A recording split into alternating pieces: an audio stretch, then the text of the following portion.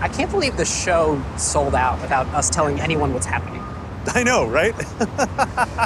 I hope people aren't disappointed. Should we have told them at least one guest or like released a detail or? I like it, you know? It's Broadway, it's theater. It's, you're in for a show. Come see Acquired as a show. Yep, the suspense, the mystery. Which train are we taking again? I think it's the B. B, nice. New York really just does feel like the center of everything. You know the famous New Yorker cartoon about how New Yorkers see the geography of America? No. That it's the island of Manhattan in the cartoon, and then there's the Hudson River, and then it's just California on the other side of the Hudson River. There's nothing in between. We got a little bit of time before the show. What do you think about a hot dog? I get a hot dog. All right, let's do it. Thank you. No problem. It is my favorite thing to do when I come to New York. It's the best. Spend some time in Central Park and you're just like walk around all day, pop out, get bagels. I was trying to think, what was the first listener live thing we ever did? I think it was the GeekWire conference in Seattle. And then we did the WeWork in San Francisco in the Tenderloin. It was about 100 people. Yep, the PA system went out halfway through. Someone ran to Best Buy, right? Yep, picked up a new PA system. That was amazing. Come a long way. Come a long way. Should we do it? Let's do it. New York City, please put your hands together for Ben Gilbert and David Rosenthal! Who got the truth? Is it you, is it you, is it you? Who got the truth now? Is it you, is it you, is it you? Hello, Acquired listeners.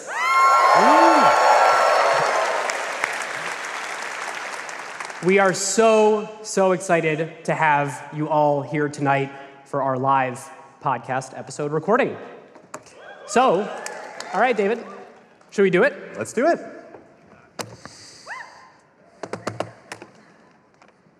I think this was better in theory. I'm not sure. It feels like kind of a waste of all this stage, this Radio City music hall that we have here. I think you're right. Should we do the other thing? Yeah, maybe we should do the other thing instead. Let's do that. Hey, Mike, could you help us level it up a little bit in here? I think we can cook something up. Radio City! Are you ready? Who got the truth? Is it you, is it you, is it you? Who got the truth now? Is it you, is it you, is it you? Set me down, say it straight. Another story on the way. Who got the truth? Who got the truth?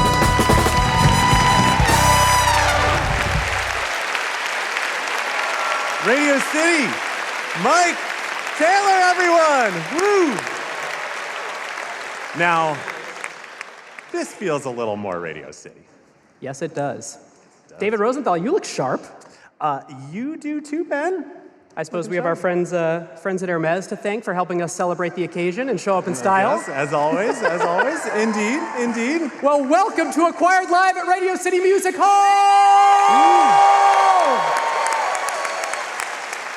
Thank you so much for all of you for coming out, and those of you who traveled from far away. We've got people from different states, different continents. Thank you so much. So what are we really doing tonight? Ben and I thought long and hard about what to do tonight. What is the best show we can put on the greatest stage, in the greatest city in the entire world, here in New York. Woo! And we realized that what we should do tonight is obvious, what Acquired should do. We are going to have 3 conversations with 3 of the city's most iconic company CEOs. The way we're going to do it is in 2 acts. So Act 1, we've got a big conversation with an important American company that we haven't covered yet here on Acquired that we're going to tell here with the protagonist himself. And in Act 2, after intermission, we are going to have some fun, and we're going to try out a new format for Acquired specifically tailored for Radio City Music Hall. Yep.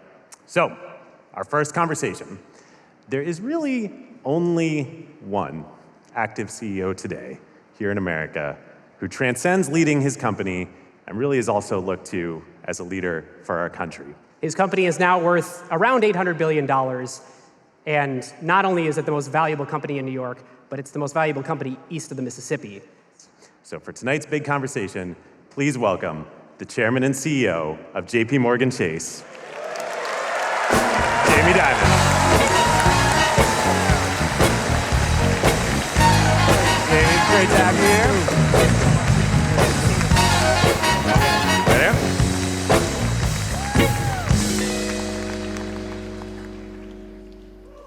Well, this feels appropriate. You guys dressed up for me. You dressed up for us too, thank you. Well, we know you're a big history buff, and we consider ourselves historians above all else. So what we'd like to do here tonight is walk through the 20-year story with you of sort of how you turned JP Morgan Chase from a bank among many to the most systemically important financial institution in the world. Are you game? Sounds great, thank you. We want to start in 1998. You and your mentor, Sandy Weil, have just spent the past 13 years building the modern financial institution conglomerate, really the blueprint for what JP Morgan Chase is today, except it's not JP Morgan, it's Citigroup. And everybody on Wall Street and the entire world expects that you are going to be named CEO of Citigroup in short order. This is 1998. 1998. This is not what happens.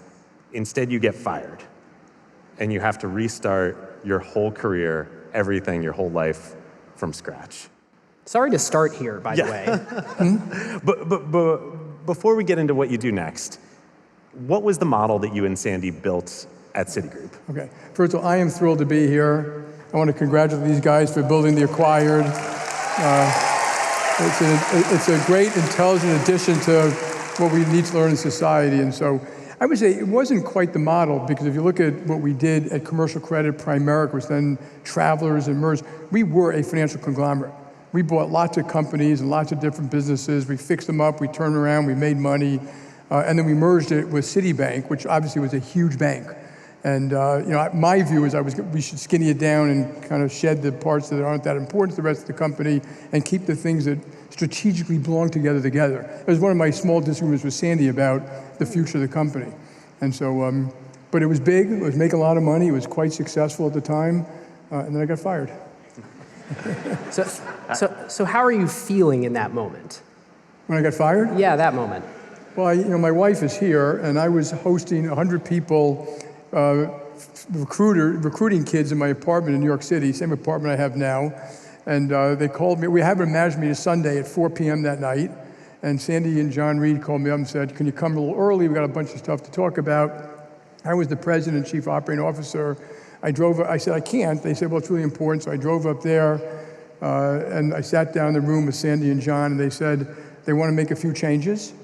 And there are 3 of them. And they said, we want to make this person in charge of that. I said, okay, well, that didn't make sense to me. The second one, they wanted to make someone in charge of the Global Investment Bank, which I was running. I thought it was another stupid decision. And the third is they said, and we want you to resign. And I said, okay. Because at that moment, I knew it was all arranged. The boards had voted, the press release was written, the management team was coming up. So I waited for the management team to come up. I wished them the best. I said, you guys have a chance to build one of the great companies. They all thanked me. Sandy said, you want to do the press with me? I said, yeah, but I'll do it from home. So I went home, went to see my kids. They were like, one of my daughters here too. They were like 14, 12, and 10. And I walk in the front door, and I tell them, I was fired. And the youngest one says, Daddy, do we have to sleep on the streets? I said, no, we're okay. And the middle one, who was always obsessed with college for some reason, can I still go to college? I said, yeah. And the one who was here was the oldest one, said, great, since you don't need it, can I have your cell phone? And then that night, about 50 people came over. All the same people I just met, all the management team, bringing whiskey, and it was like being at your own wake. And there's one really tall guy who came in, a very good friend of mine, and he looks, and my daughter looks up and says, who are you? He says, I work for your daddy. And he says, not anymore, you don't. And that was it. I was okay. It was like, I tell people, you're my net worth, not my self-worth that was involved. And for anyone who doesn't sort of already know Jamie's story, you were the rising star. I mean, the Citi was the biggest bank. You were the heir apparent. I mean, this was like unfathomable, and for you to take it this gracefully, it says a lot.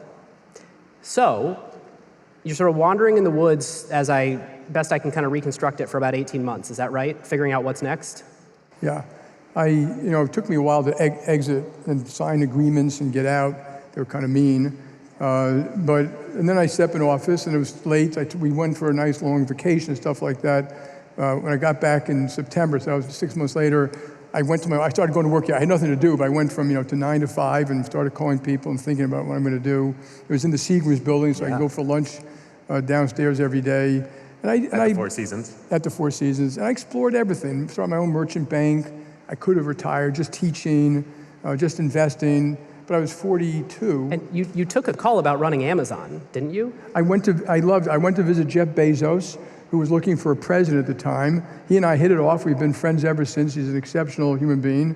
But it was like a bridge too far. Even though that movie just came out, When Sally Met Harry, I was thinking, my God, I'll never wear a suit again. I'm going to live in a houseboat. Yeah. This would be really great. What an alternate universe we'd be living in. It would have been an alternate universe. But I'm still good friends with Jeff, so I got at least one good thing out of it. And then I got serious, and I was offered jobs to run, other big global investment banks. Hank Greenberg, who ran AIG, called me up and said, "You should come join us." I was thinking, I'm going to go from Sandy Weill to you. I mean, I have to have my head examined to do something like that. I didn't know the AIG story. That happened years later too. And then I got a phone call from a headhunter about Bank One, and I was also, you guys, a lot of you probably know Ken Langone and Bernie Marcus and Arthur Blank ran Home Depot. I loved them. But at my first dinner with them, I went to see them in Atlanta. I said, I have to make a confession. Until you guys called, I had never been in a Home Depot. And we were actually wondering, David and I were debating. We were talking about it. You're a lifelong New Yorker. My friend made me go up there and get some equipment and plants and stuff like that. But I love their culture, their attitude. They wanted me to do it. Ken Langone says, I still should have gotten you. I wasn't going to pay you enough. Of course, it had nothing to do with anything like that. And I had Bank One, but Bank One was my habitat. I was used to financial companies, services, banking. It wasn't quite global. It was a little global at the time. And it was a troubled bank.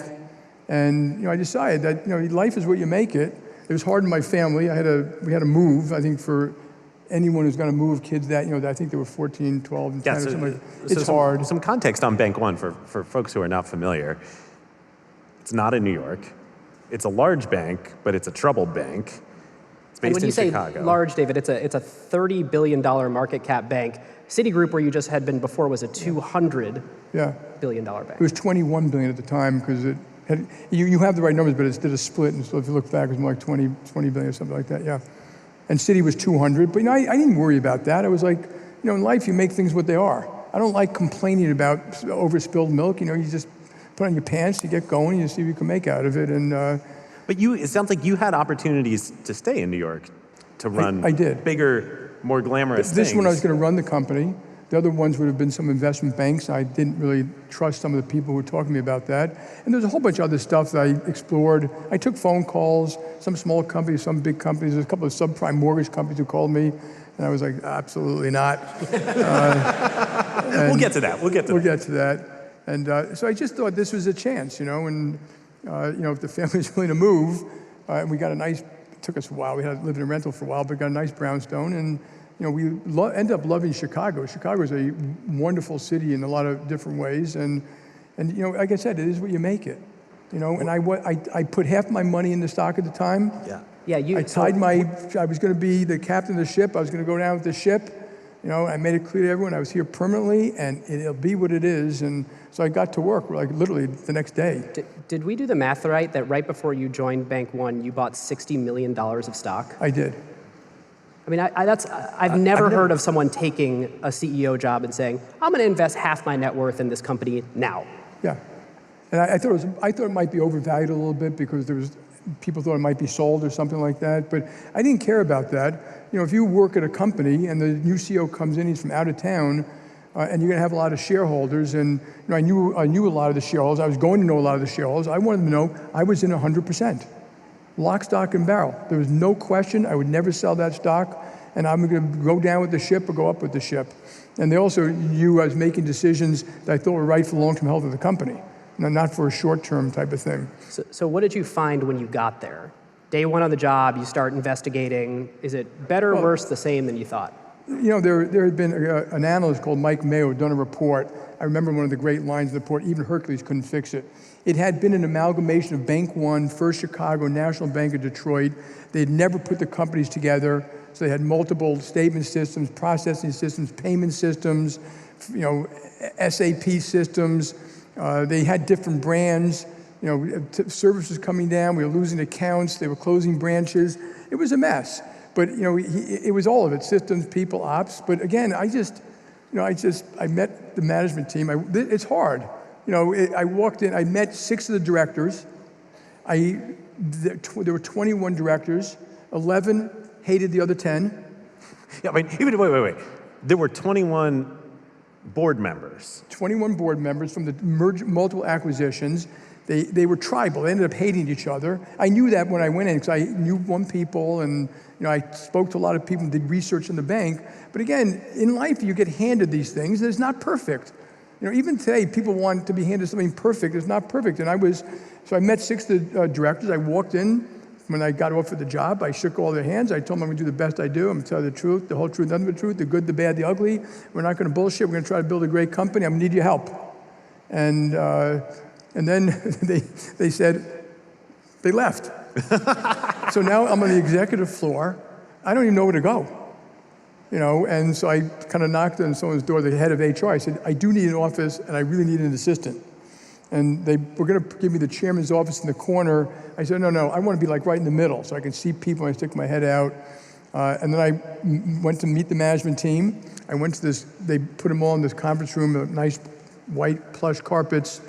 I walked in with a cup of coffee, and they said, Jamie, we don't drink coffee in here for obvious reasons. So I looked at them, I looked at the coffee, I looked at them, I said, you do now.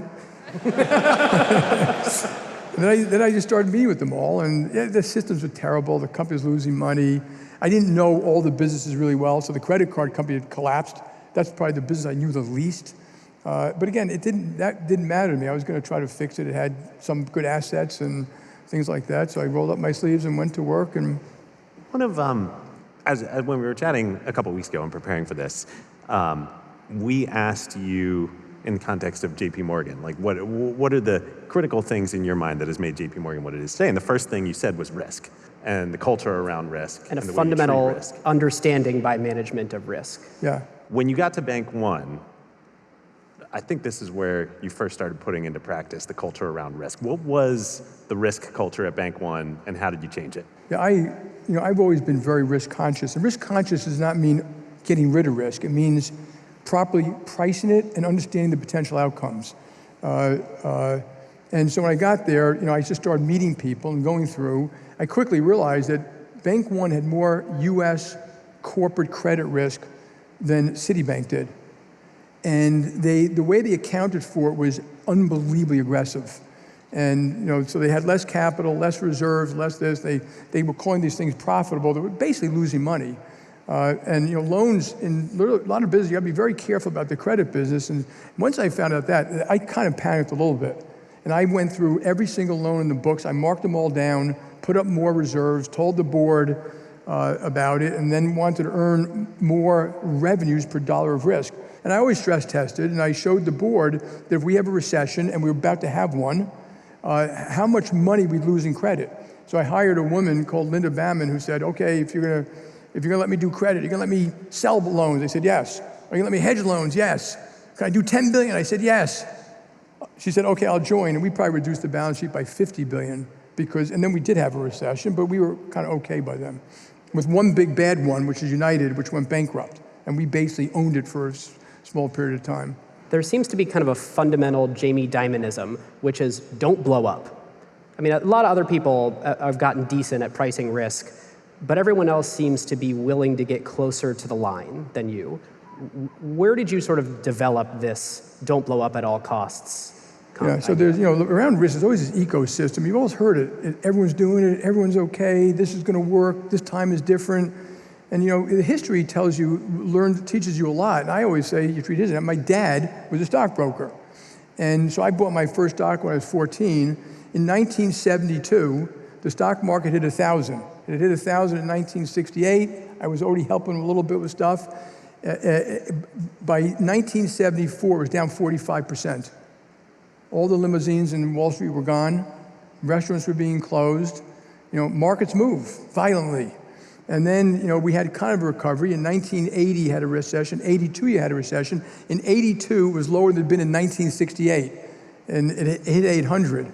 And then in 87, the market was down 25% in one day. In 1990, all these banks, JP Morgan, Citi, Chase, Chemical, were all taken to their knees by real estate losses. And they were all worth about $1 billion. I think Citi was $3 billion at the time, and the other ones were about $1 billion. And then you had the 97, also real estate related thing. You had the 2000 internet bubble, and then you had the great financial crisis. And if you go through history, there's tons of these things. Andrew Ross Sorkin is in here, and I just read his book. He's nice enough to send it to me in 1929. And man, history does rhyme. Too much leverage, too much risk. Everyone thinks it's going to be great. No one thinks it can go down a lot. And that stock market went down 20% one year, 30% next year, 20% next year. At one point, it was down 90%. Shit happens. It seems like your philosophy is that the worst thing will happen. So just plan for it. Don't say, oh, we're good as long as this crazy, insane, Four Sigma event doesn't happen. You're like, no, that will happen and happens often. Yeah, so when I look at it, I always ask, like when I do stress testing of risk for high yield, the worst, I remember getting to JP Morgan and going through the risk books, and their stress test was that high yield would move 40%, the credit spread. That's good, and at the time it was at 400 or whatever it was. That means 560, okay? And I said, no, our stress test is gonna be worst ever. Worst ever was 17%. And they said, that'll never happen again, the market's more sophisticated. Well, in 08, it hit 20%, and you couldn't have sold a bond. There was no market. So, those things do happen. And the point isn't that you're trying to guess them, the point is you can handle them so you continue to build your business. And so I always look at what I call the fat tails and manage that we can handle all the fat tails. And not the stress test the Fed gives us, but all the fat tails. Markets down 50%, interest rates up to 8%, credit spreads back to worst ever. And of course, your results will be worse, but you're there. And the thing about financial services, leverage kills you, aggressive accounting can kill you, which a lot of companies do. And the goal should be, and also confidence, if you lose money as a financial company, I always knew this too, the headlines are, people read that, and if they're relying on putting their money with you, they look at that different. So they lose trust. They lose trust. And that's what's caused, you've seen runs on banks, and you saw some recently, because people take the money out. So there's a thing that you just said, which is that you might do worse, but you're there. There's sort of this trade-off that you make where you're less profitable in the short term, but at least you stick around. If you look back at the companies that you've run, Big One, JP Morgan Chase, is that true in the good years that you've actually been less profitable than those who are kind of risk on? Yeah, a little bit. He's saying that, if you look at the history of banks, from up until 2007, a lot of banks were earning 30% equity. Most of them went bankrupt. We never did that much, okay? But in 08 and 09, we were fine, and they weren't. And so, but you want to build a real strong company with real margins, real clients, conservative accounting, where you're not relying on leverage. And it's very easy to use leverage to jack up returns in any business, but in banking, it could be particularly dangerous. So it seems like a core part, if not the entirety of this, distilled into your operating strategy is the fortress balance sheet. When did you first hear about the fortress balance sheet? I go way back to Primerica. I used to talk about that. You're going to be able to survive the tough times. Early 90s? Probably the 1990s. And like I said, I grew up with my father, and I went through those market things. I remember how hard it was on people on Wall Street. But the fortress balance sheet is that you run a company serving clients well, you have good margins, good liquidity, good capital. I'm as conservative an accountant as you can find. I don't upfront profits when I can spread them over time. And accounting, of course, accountants hate it when I say this, you can drive a truck through accounting rules. And accounting itself, that certain things are considered expenses, but they're good. They're an investment for the future, but they're called an expense. And then revenues, if I make bad loans, they are bad revenues. They will kill you, but for a while they look pretty good. So it's all those things, margins, clients. In the banking business, the character of the clients you have will reflect on your bank. So the first thing is who are you doing business with? How are you doing business? And and also making sure your compensation plans aren't paying people for stuff which is stupid or unethical. And you always have to review these things to make sure you have them right because they change all the time. All right, David, catch us up to the merger. Yeah. So you run Bank One for 4 years from Chicago, and then in 2004, you merge with JP Morgan Chase in what is termed at the time a merger of equals. I think JP Morgan Chase referred to it as that. Bank One shareholders get 42% of the combined company. I mean, I think people don't realize how much of JP Morgan Chase is Bank One today. That's why it's a little irritating when they say you've been running it since I was running JP Morgan. I was running 40% of the company for the whole time. And when I got to Bank One, and I'm not working around the clock, I already knew that a logical strategic merger might be JP Morgan. Okay, I know all these companies, and that's the other thing about Fortress balance sheet is you also have real strategies that survive the test of time, and you're not flipping and flopping. And then I'm sitting there, and across the tape comes JP Morgan and Chase to merge. So we're worth like 25 billion, they're now worth like 80 billion or 90 or whatever the number was. I'm like, well, there goes that dream. But 4 years later, our stock was up to, doubled or something like that. Theirs actually come in, and it was in the target range. And I had been meeting with Bill Harrison, the current chairman of JP Morgan at the time. We were talking about it. We both knew it made business sense. They were kind of looking for a CEO. So we had been talking probably for a year and a half before that. They're looking for a CEO. Did they give Bank One shareholders 42% because they were looking for a CEO? So we got the premium. They got the name and the location. And I effectively had kind of control from day one because inside the merger agreement, and this is almost unheard of when we get the premium, is that to not have me become CEO 18 months later, 75% of the board would have to vote me out. And the board default was you were going to become CEO. And the board was 8 Bank One people and 8 JP Morgan people. But that was the agreement. They got sued for paying too much to buy me. I got sued for not taking enough. I mean, you get sued, you can't win in these. I think every shareholder is probably But it happy worked. today. It worked out. Yeah. When you were going through that process, and even maybe the couple years before you and Bill were talking, you're starting to think about JP Morgan as a partner. I'm curious, did the name JP Morgan factor into your thinking at all? Did you view that as an asset? I mean, JP Morgan brand is a Tiffany name. I didn't value it in the deal. And what I looked at, I had given my board, I think the first thing is run your company well. And people thought I was going to start doing deals immediately. I was like, no, we suck. We haven't earned the right to run someone else's company yet. When we're running a good company, we can merge with somebody. But the first thing I looked at was business logic.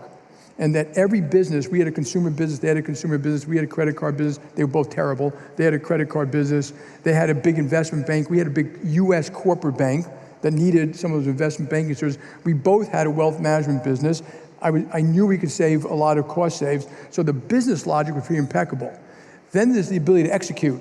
Like, can you actually get it done? Because you've all seen a lot of deals where they fall apart. They don't have management, they don't consolidate the systems, they have infighting, it kind of happened at Citi, and so you don't effectuate, and then there's the price. So I knew we had a Tiffany brand, but it didn't value, because if everything else didn't work out, I don't think it would have mattered that much. Interesting. Okay, All right, so I'm going to fast forward us a couple of years. It's 2006. You're officially chairman and CEO of the combined JP Morgan Chase entity and now. 2006 on Wall Street is like go, baby. It's like 1980s all over again. I think you had the same incentives as everyone else, but you behaved very differently. Am I missing something? Did you have the same incentives, or you pulled JP Morgan back hard on the risk side in 2006? I did. So there were cracks out there in 2006. You may remember the quants. There started to be a quant problem, and in 2006, we definitely saw subprime getting bad. And I pulled back on subprime. I wish I had done more, because if you look what I did, you say, okay, well, you saved half the money, but you would have saved more. Yeah, you still had some losses. Yeah, $5 billion? but we also had, I'm going to say, less maybe a third of the leverage of the big investment banks and a lot more liquidity. So in 2006, I started to stockpile liquidity, and looking at the situation, I was quite worried. The leverage, if you may not remember this, but the leverage, because of accounting rules and Basel III, Basel I, investment banks, particularly the banks, the big investment banks, went from 12 times leverage to 35 times leverage. And it was go-go. CMOs, bridge loans, the whole thing. Like in 2007, the bridge book of Wall Street was $450 billion. Today, it's $40 billion. JP Morgan can handle the whole $40 billion today, though we're not the $40 billion today. And they were much more leveraged deals. And a lot of them fell apart, collapsed, and then of course, and that was before you had the collapse in the mortgage markets, which really took down a lot of these banks. But you did have the same incentives, and you had the same access to information that a lot of these other folks did, but you didn't blow up. What explains this? Because usually behavior follows incentives. Yeah, well, first of all, if you work for me, I would tell you, I don't care what the incentive is, don't do the wrong thing. And don't do the wrong thing to the client. If you treat yourself, if you're the client, how would you want to be treated? And I had gotten rid of, I mentioned that one risk thing, there were multiple risk things like that. They were being paid to take the risk. All of these investment banks were doing side deals, private deals, 3-year deals, 5-year deals. I got rid of almost all of them. This is for comp almost all with of senior them. bankers. And so today at JP Morgan Chase, there are no, we do things, and I know some of my partners in the room here, but we all know about it. There are no winks, there are no nods, there are no side deals. There's almost no one paid on a particular thing, because if you're paid on a particular thing, you can do the wrong thing, and meanwhile you're not helping the company manage its risk or something like that. So we changed the incentive programs, and I'm quite conscious about incentive programs that they don't create misbehavior. But it's also very important, if you're in a company and you say the incentive program is doing that, you should tell the company, this incentive plan is not incenting the right behavior versus the customer. And a lot of it was leverage. So if you look at the leverage in some of these securitization books and mortgage books, if you have 30 times leverage and you're getting 20% of the profits, you'll go to 40 times leverage. It's literally will add 25% to your bonus. And so I got rid of the profit pool 20% and the leverage. So yeah. And I lost some people too in the meantime. It's funny, yeah. JP Morgan, as part of the system, had the same incentives, but you changed the incentives for the team within the company. Okay. All right, we got to go to 2008. March 13th? 2008. Thursday, 2008. Yeah. It's Thursday night. You get a call from Bear Stearns' CEO. The stock closed that day at $57 a share. It's like $150 a couple months before. 3 days later, God, I remember it like yesterday. I was working on Park Avenue in Wall Street. I remember that night, $2 a share, you're buying Bear Stearns. Tell us the story. So I was at Avra on 47th Street with my parents, in my parents' favorite restaurant. My whole family was there. It happened to be my birthday. I don't normally get emergency Happy phone. birthday. Yeah. And Alan Schwartz, who was the current CEO, we'd seen their stock go down. I knew they had some real problems because we saw the hedge funds and some of the things that were taking place there. And he said, Jamie, I need $30 billion tonight before Asia opens. To which I said, I don't know how to get $30 billion for you. And have you called Paulson? Have you called Tim Geithner? So we all called. I called up the management team. I went back in. I probably had a bite and said goodbye. I went back to the office. Probably had 100 people come in that night. They all got dressed. They went back to work. It's emergency. We now rang all the bells for emergency. Bear Stearns went bankrupt. Spoke to the Fed about, let's just get them to the weekend. We had one day, and we needed Saturday and Sunday, and we concocted this loan. So we couldn't lend the $30 billion, and the Fed technically couldn't lend the $30 billion, but the Fed can lend to us technically, and I can technically use the collateral of Bear Stearns so that, so we got the literally one-day loan. And then the next day we had thousands of people come and do diligence. And we went through every loan, every asset, every balance sheet, all the derivatives, all the lawsuits, all the HR policies, like real due diligence in a 2 or 3 day period, and bought the company at that night, $2 a share. Hank Paulson was saying, why are you paying anything for it? I said, well, I do have to get shareholder votes. And which became— Right, because you need Bear shareholders to approve the deal. It was a public deal. And the worst part of it is I was going to get the lawsuits from the Bear holders. And I knew that. That you didn't pay enough for but we couldn't let it go bankrupt. It wasn't like an industrial company could buy in bankruptcy. It would have been gone. And the crisis would have just unfolded. So we paid $1 billion for a company that had been worth $20 billion recently. The building we're in now was worth $1 billion on the balance sheet for zero. And we got the fact we got some very good people, and we got some good businesses, but it was an extremely painful process. I've seen estimates that in the fullness of time, after really dealing with unwinding all the stuff there, it cost you $15 to $20 billion. So You bought it 20 cheap. anyway. Yeah. It was the $12 billion we wrote off. That didn't cost us. We didn't really pay for it. And then the government sued us on the mortgages, which I was quite offended by. And I really was. I thought it was. Take this problem and then we'll sue you. This is the government. When you know, whatever government you did a deal with, that's not the government down the road who decides, I don't care, we're going to come after you anyway. So while we kind of saved the system a lot, we bailed a lot of people out, they made us pay $5 billion on the bad mortgages that Bear Stearns had done. And that's what made me make the statement I wouldn't do it again. I wouldn't, put it this way, I don't know how to say this, I wouldn't really trust the government again. Okay?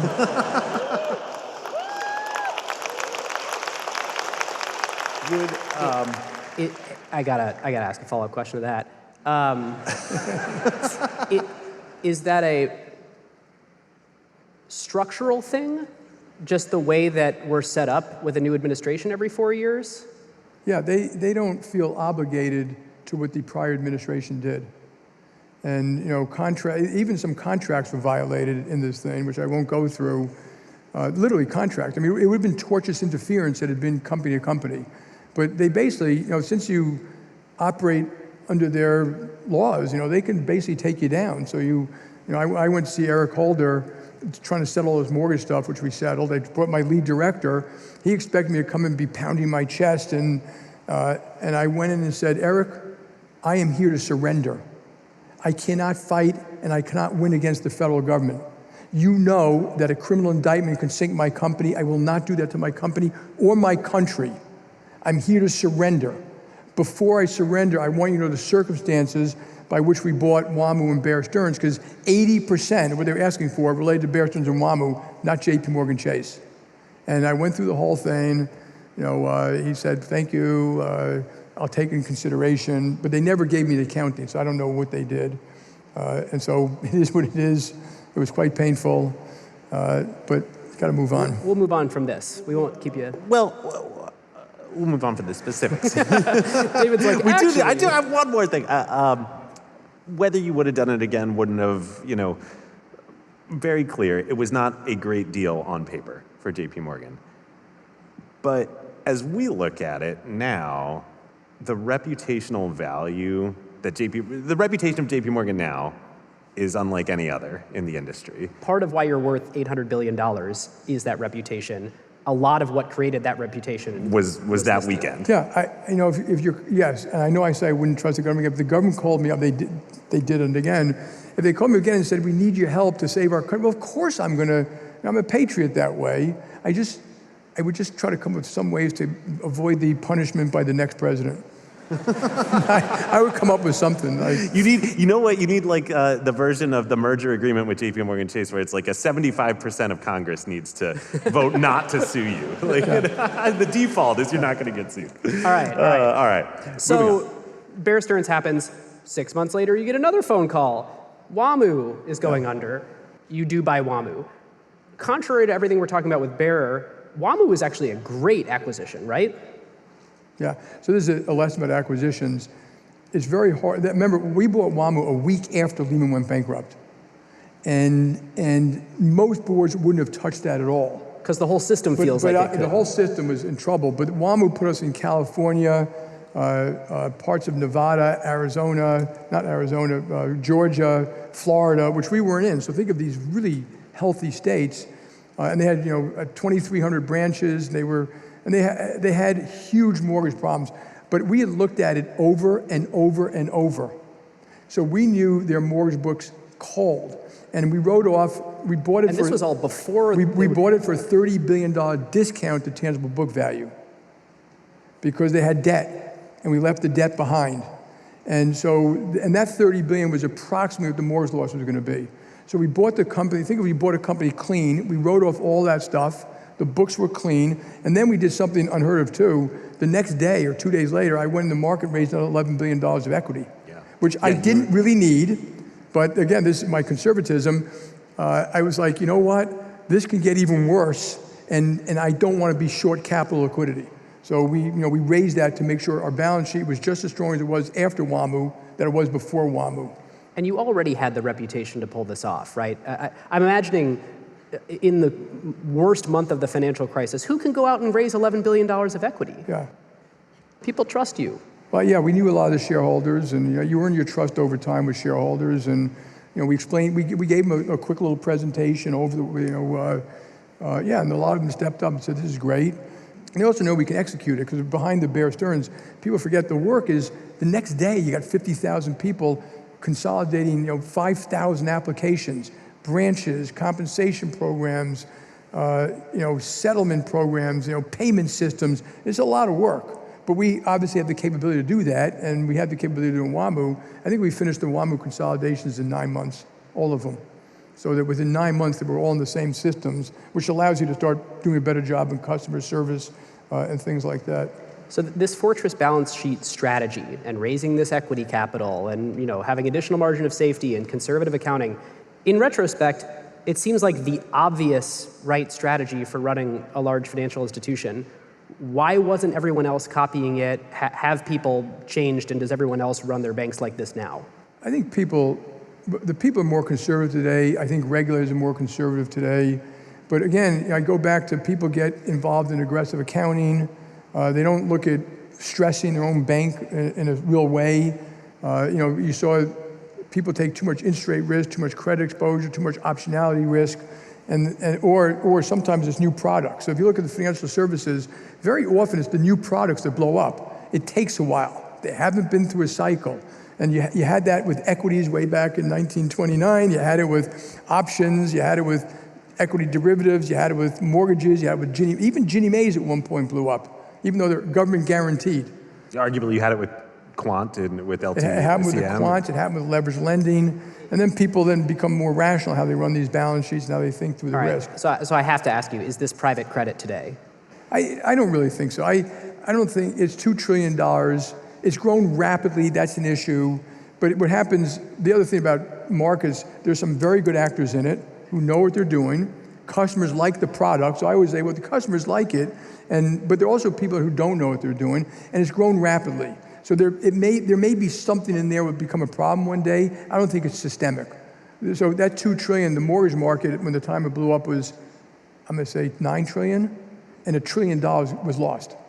This is, and it was $1 trillion was also in a highly leveraged system. $1 trillion back then. Yeah, a lot of these private credits are not leveraged like that. That doesn't mean there won't be problems, but it's slightly different. But you look at the whole system. There are other things out there that are leveraged that can cause problems. And of course, people take secret leverage in ways you don't necessarily see it. What are some of these in your mind that are potentially problematic today?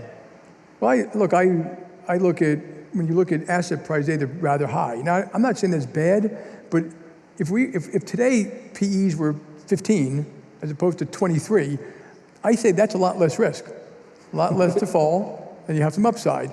I would say at 23, there's not a lot of upside, and there's a long way to fall, and that's true with credit spread. So, we stress test everything. We do like 100 stress tests a week, and to make sure we can handle a wide variety of things. And then the other thing, and the biggest risk to me is cyber. I mean, I think this cyber stuff is, we're very good at it. We work with all the government agencies. They would say that Jamie was up, we spend $800 million a year or something on it. We educate people on it. We just do.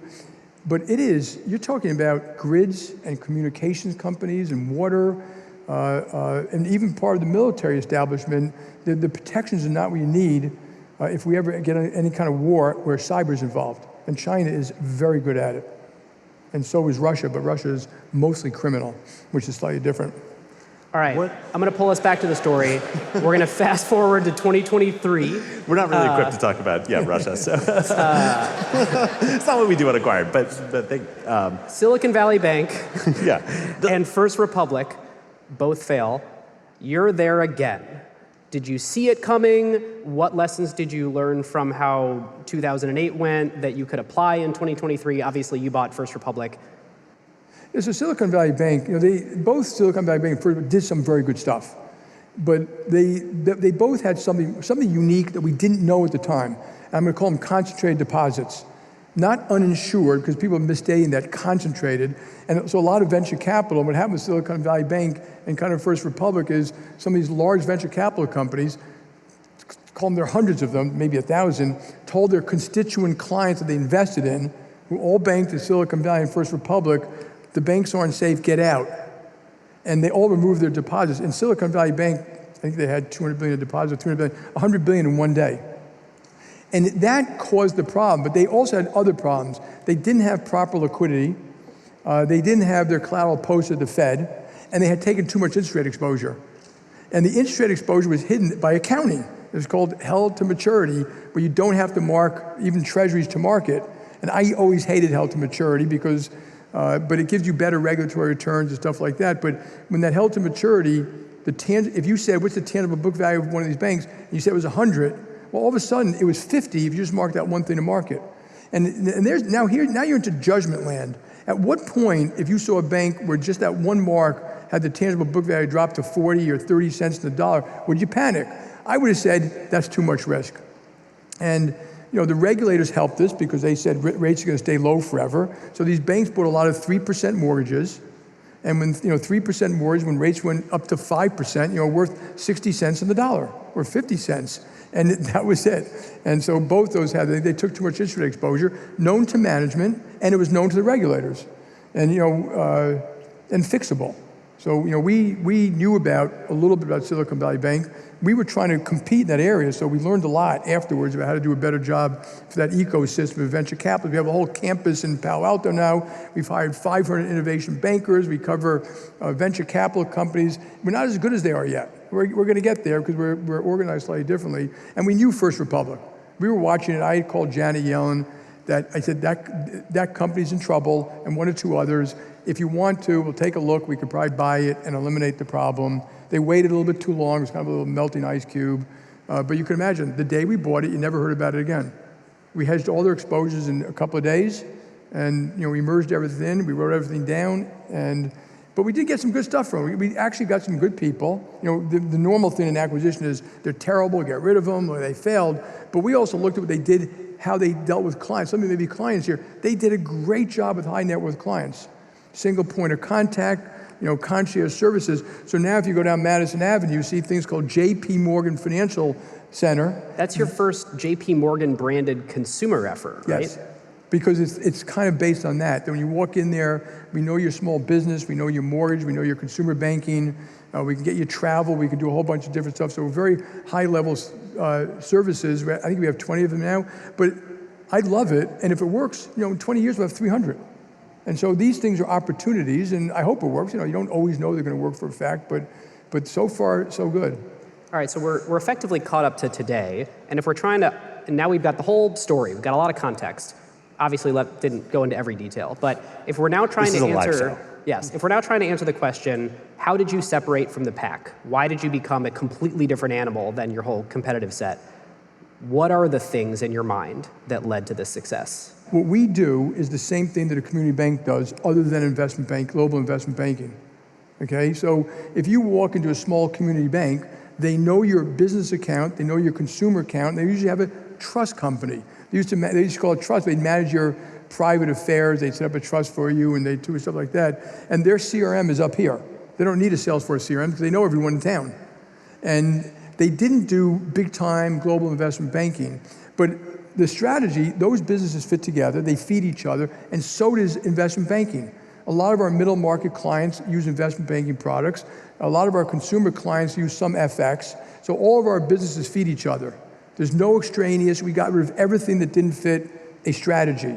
And then you start building client businesses and client services, Fortress balance sheet, Fortress accounting, all those various things. And I've always talked about. So it's holding a portfolio of things that actually feed each other. They actually fit. Whereas, Citi had consumer finance, that didn't fit. Life insurance, that didn't fit. Property casualty, that didn't. They eventually got rid of them all. Sandy just wanted to do more of them. He bought American General, which did truck leasing, for God's sake. I mean, and once you get involved in these things, it's hard for people to understand the risk in each one of these businesses. But all of ours fit. I don't like hobbies, I don't like things. We've made plenty of mistakes because you have to try and test things, and then you're always investing for the future. That investment is always people, branches, and technology. And that's true whether they're investment banking people or consumer bank people or opening consumer branches, or I think Doug Penno's here and Troy Rohrback who run the Global Investment Bank, but they've opened commercial banking branches all over Europe.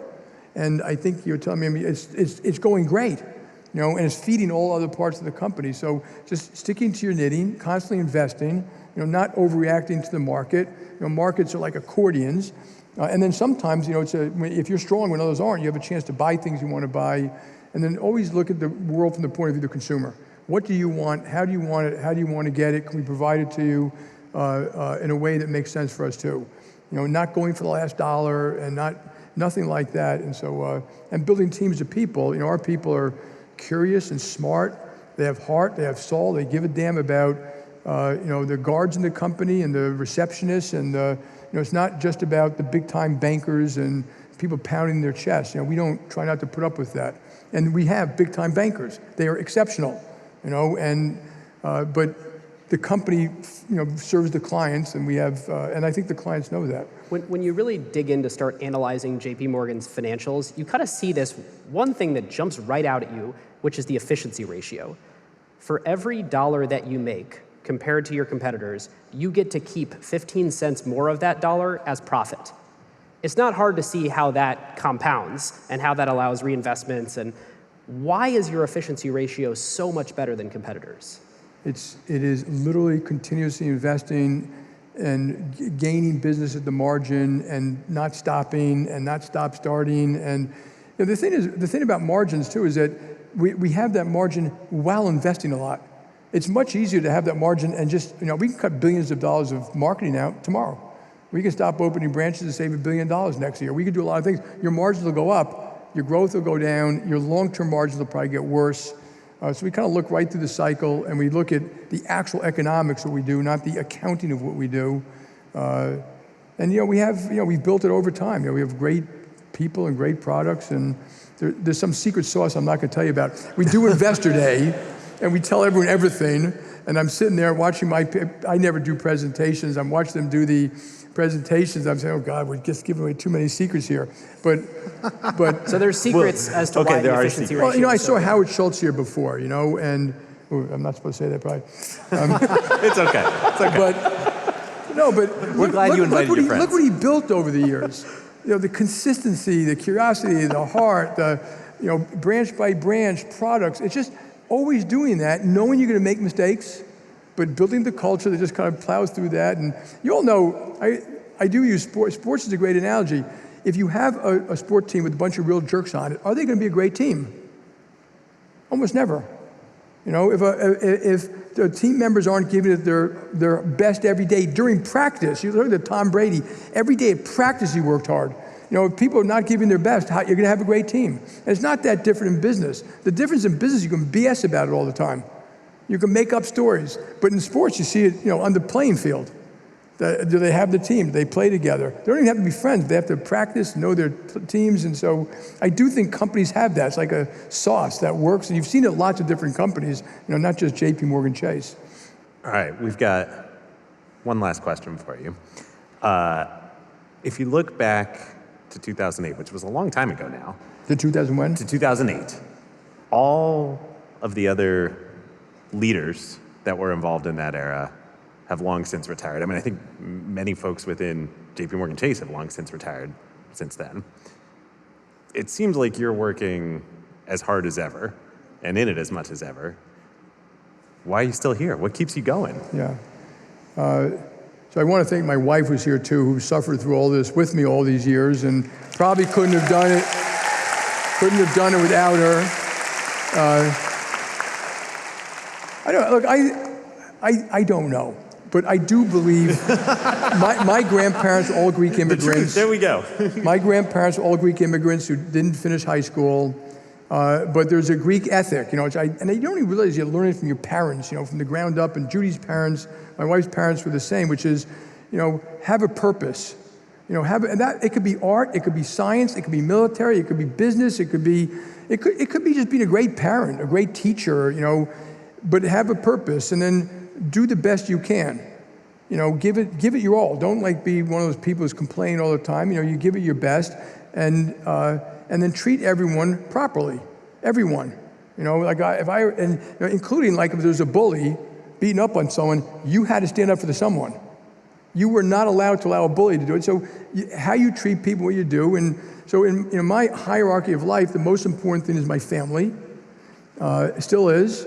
The second thing is my country, because I think this country is the indispensable nation that brought freedom of speech, freedom of religion, freedom of enterprise, which we have to teach everywhere we go about how important it is, because I don't think people fully understand it sometimes.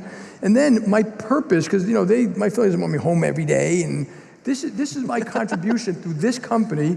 I can help cities, states, schools, companies, employees, and I get the biggest kick out of that. And so that's what I do. And as long as I have the energy, I'm going to do it. I can't imagine. I don't play golf. My daughter, one of my daughters said, "Dad, you need some hobbies." And I said, "I do. Hanging out with you, family travel, barbecuing, wine. We now like whiskeys, and I love history. I think history is the greatest teacher of all time. Hiking. I can't play tennis anymore because of my back, but those are my hobbies. I don't buy fancy cars and stuff like that, but this gives me purpose in life beyond family and beyond country. Plus, I think this helps the country. I get to do a lot of things for our country that I just think are quite meaningful from this job. And so when I'm done with this, I don't know, I'll teach and write. I may write a book like Ross Sorkin did. I'll do something, but I got to do something. And I'm not going to twiddle my thumbs and smell the flowers. There are a lot of people who have floated your name for political or policy roles over the years. There is only one job that could possibly impact the country in a bigger scale than you're currently doing. Do you agree? Right now, yeah. Well, that's probably a great place to leave it. Jamie, thank you so much for joining us. David, Ben, these guys are great, by the way, so thank you. Jamie Dimon, everyone. Thank you. Appreciate it. Thank you. Well done. Thank you so much. Thank you, Jamie.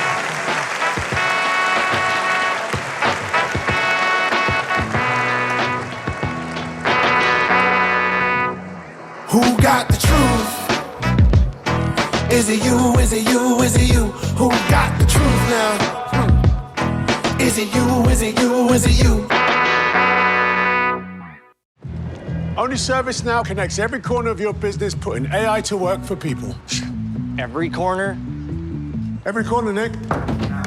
So Kate in HR, hey Kate, can focus on people, not process. Patty in IT is using AI agents to deal with the small stuff so she can work on the big stuff. AI helps Jim solve customer problems before they're problems. Oh, so we all work better together. My work here is done. Excuse me, which way back? I started this brand because I started being told no. No to my dreams. So I didn't have any design experience. I didn't have any business experience. But I really had a sort of belief. Running a business is really challenging, but I love it. This is so wild that I actually, from a dream, started a business. We're Cheekbone Beauty. This is Super Ceramics. We're finished that. We're Eastside Golf and we're powered by Shopify. Ladies and gentlemen, welcome back. I'm Ross Sorkin, and this is a late-night edition of DealBook meets Squawk Box meets Acquired. Please welcome back to the stage Ben and David. Gentlemen.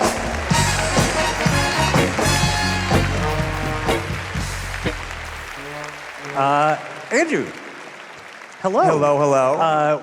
It's so great that you're here. We're glad to have you here, but why are you here? We've got this whole I'm at the desk here. I'm used to being behind the desk.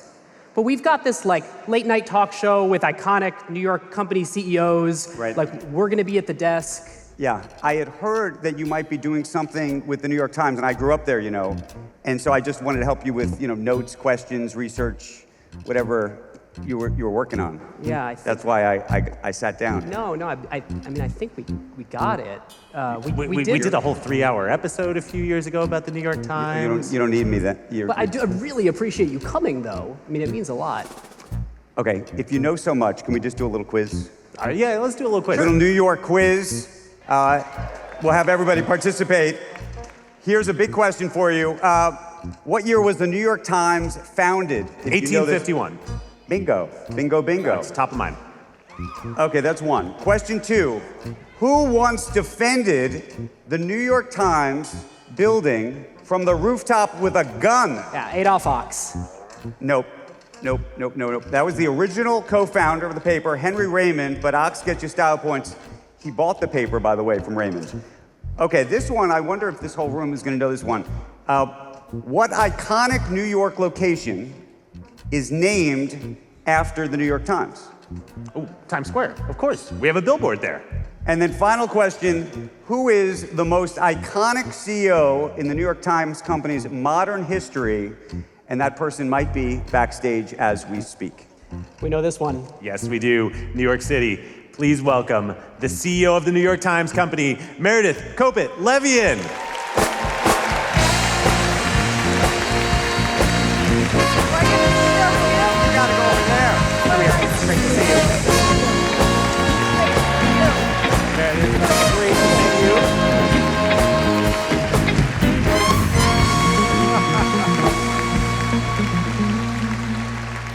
That was fun. A huge thank you to Andrew Ross Sorkin, everybody. Give it up for Andrew Ross Sorkin.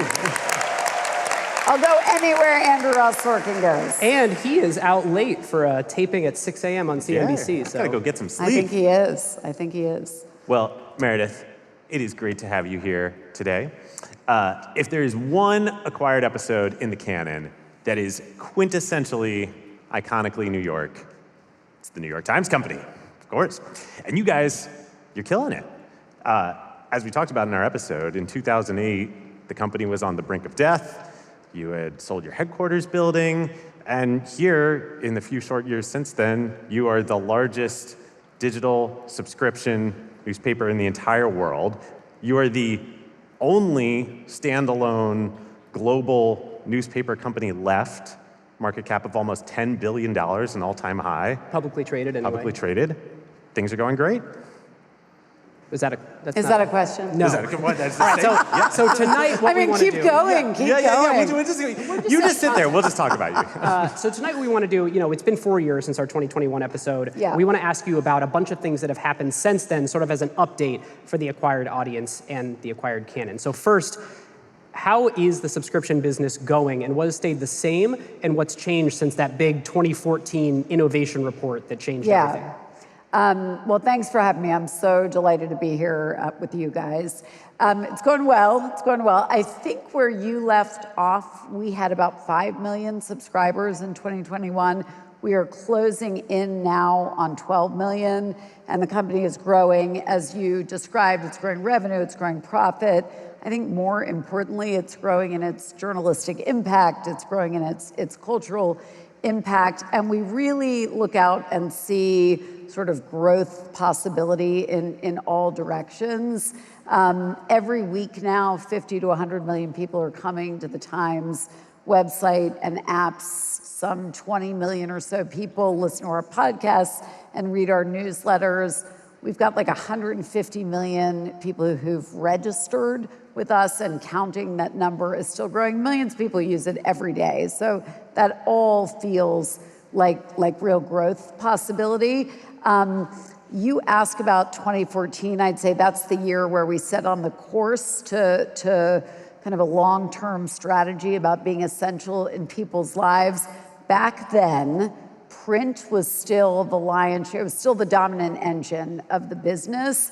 And we were still doing great at the journalism, but I will say we were getting our clocks cleaned by digitally native upstart journalism companies at building a big audience for that journalism. So I think you asked me what's different now. I would say, one, print is the newspaper is well inside of 30% of the business. We've got a huge engaged audience, as I just described. Wait, the physical newspaper is still almost 30% of the business? It's well inside. It's probably 25, but yeah. And by the way, it's going to be around a long time. People love it. The thing that I think think we're gonna talk about, but we've got a much wider product set now in every way. More coverage, more topics, more formats. We show up in people's lives in new and different ways.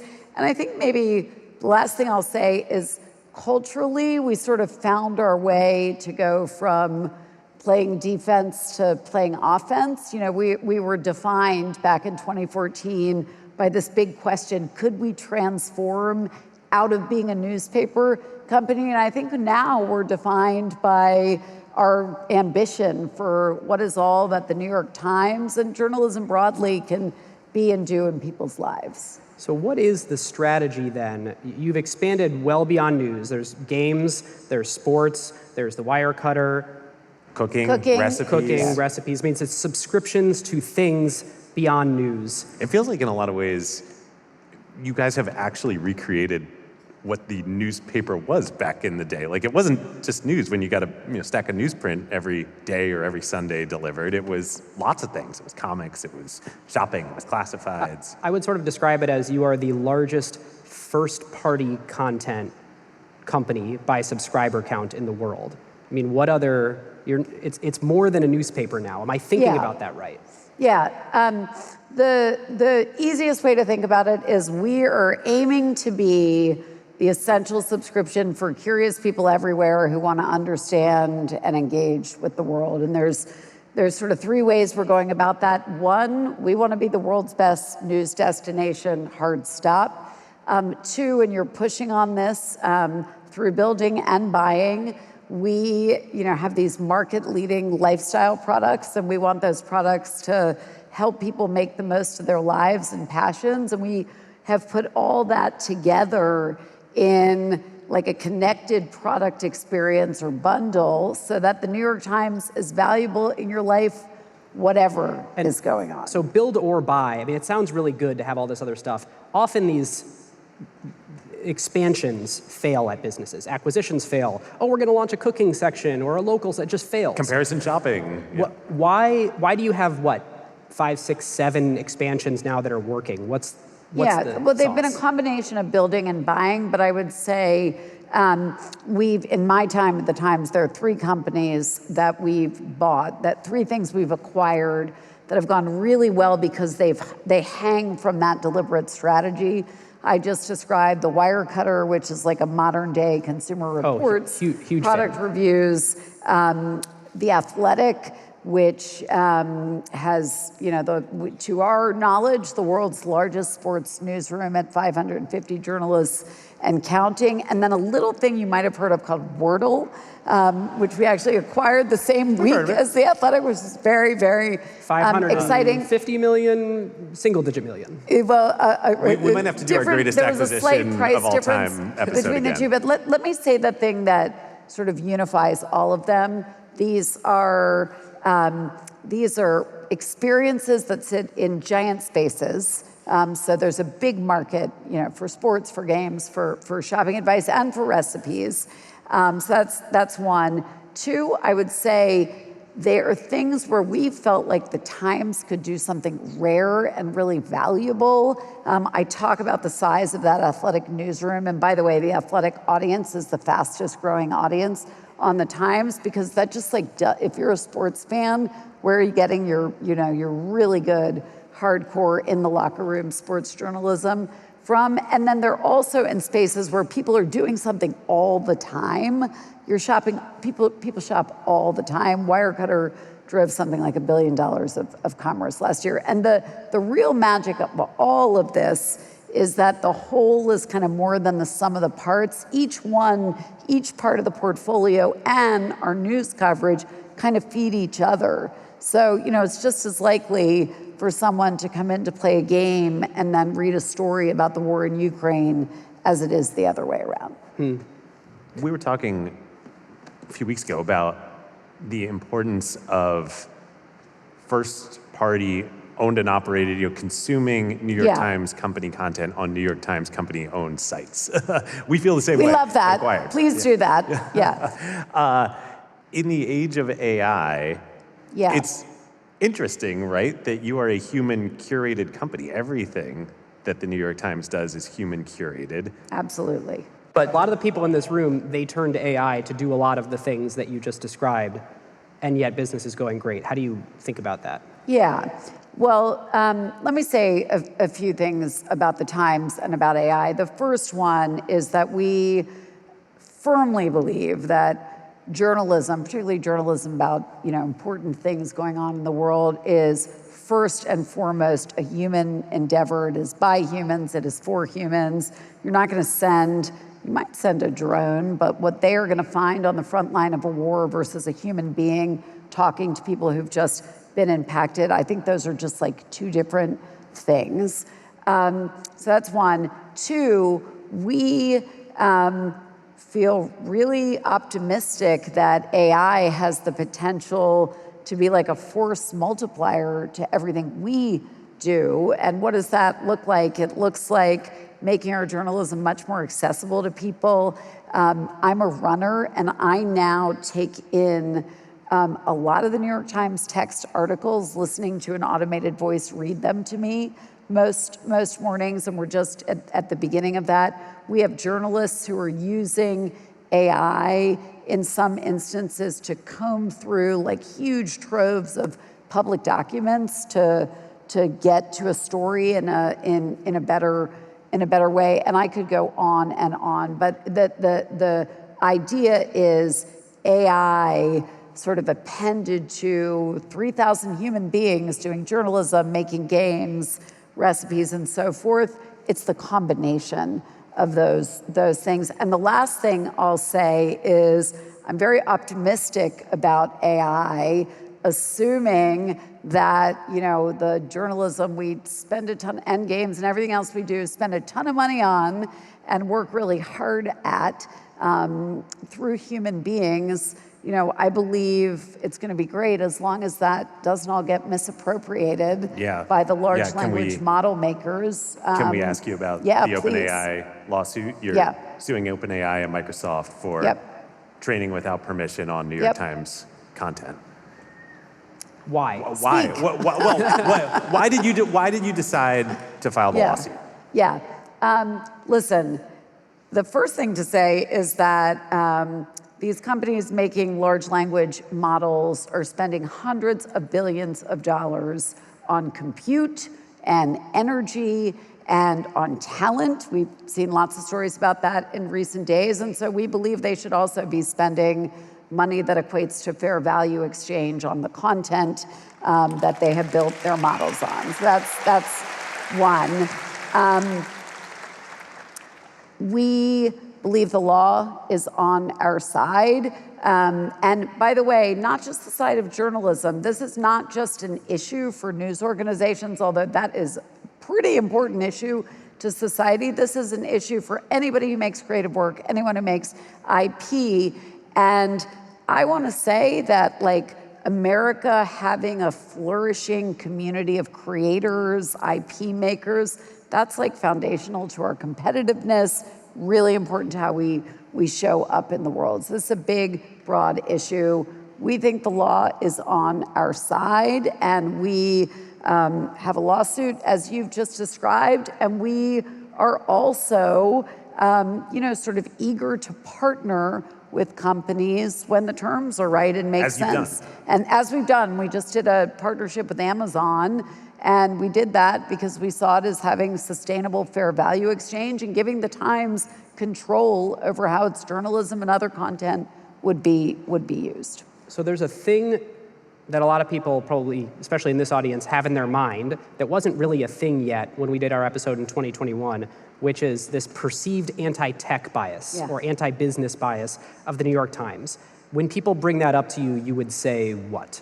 First, I'm not sure a lot of people have that in mind. I'll challenge that premise, but I will say we don't. It's not a thing.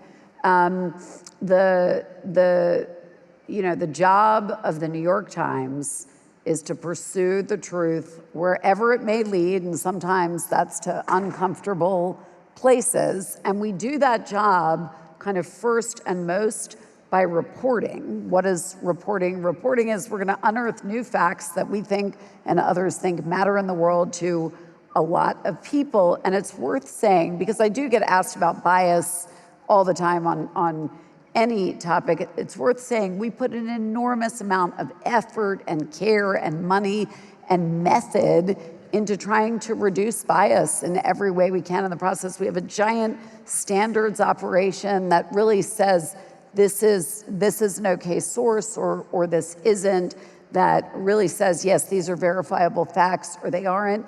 Every story at the New York Times is edited by at least 2 people. I could go on and on about all the ways we sort of hold ourselves to account. And on tech in particular, I want to say that many of the tech companies, the big tech companies that shape the information ecosystem, have a level of kind of power and influence and the potential to drive profound change in people's lives in a way that governments or nations might. So we cover them accordingly. And by the way, we cover them really broadly. We did a package on AI and just like a view from today of what is it going to do in people's lives. And there was as much in there about all the great things AI is going to do. And I do think the more we expose people to reporting, which we do on the daily and in lots of other formats, the more they trust us and the more they see the lengths that people like Andrew Ross Sorkin go to really help you understand a subject. Well, it really is, I mean, just to underscore, like the shift that's happened in the last 15 years, I mean, since the financial crisis, where tech was one industry among many, and now is responsible for the majority of the market cap in this country, in this world. All trillion-dollar I mean, companies. It's a big reason why people listen to Acquired. So like we feel it too. On that topic of media, evolution of media, close to home for us, you're home with some of the biggest podcasts in the world. Yeah. Like how, either podcasting specifically or all the different media you're doing beyond the written word, like how do you think about delivering journalism today? Yeah. I was once standing, I started the Times 12 years ago, and I was standing with Andrew Ross Sorkin in a green room. I think I was there as his handler. He must have been like going to talk to an advertiser. And I grabbed him right before he walked on stage, and I said, don't talk about the paper. Like, we're not just a paper company. And I would say that is how we think about an approach, like whatever the delivery mechanism is, if it's text, if it's video, if it's audio, we're just thinking, how do we bring our work and engage the widest possible audience? And podcasts, the thing that you do, have just been great for the Times in doing that. We've got lots of hit shows, and what they, The Daily, the Ezra Klein Show, our new show, which is sort of like the new rights answer to the Ezra Klein Show. Interesting Times with Ross Douthat. Hard Fork, yeah. Which I think is kind of similar to you.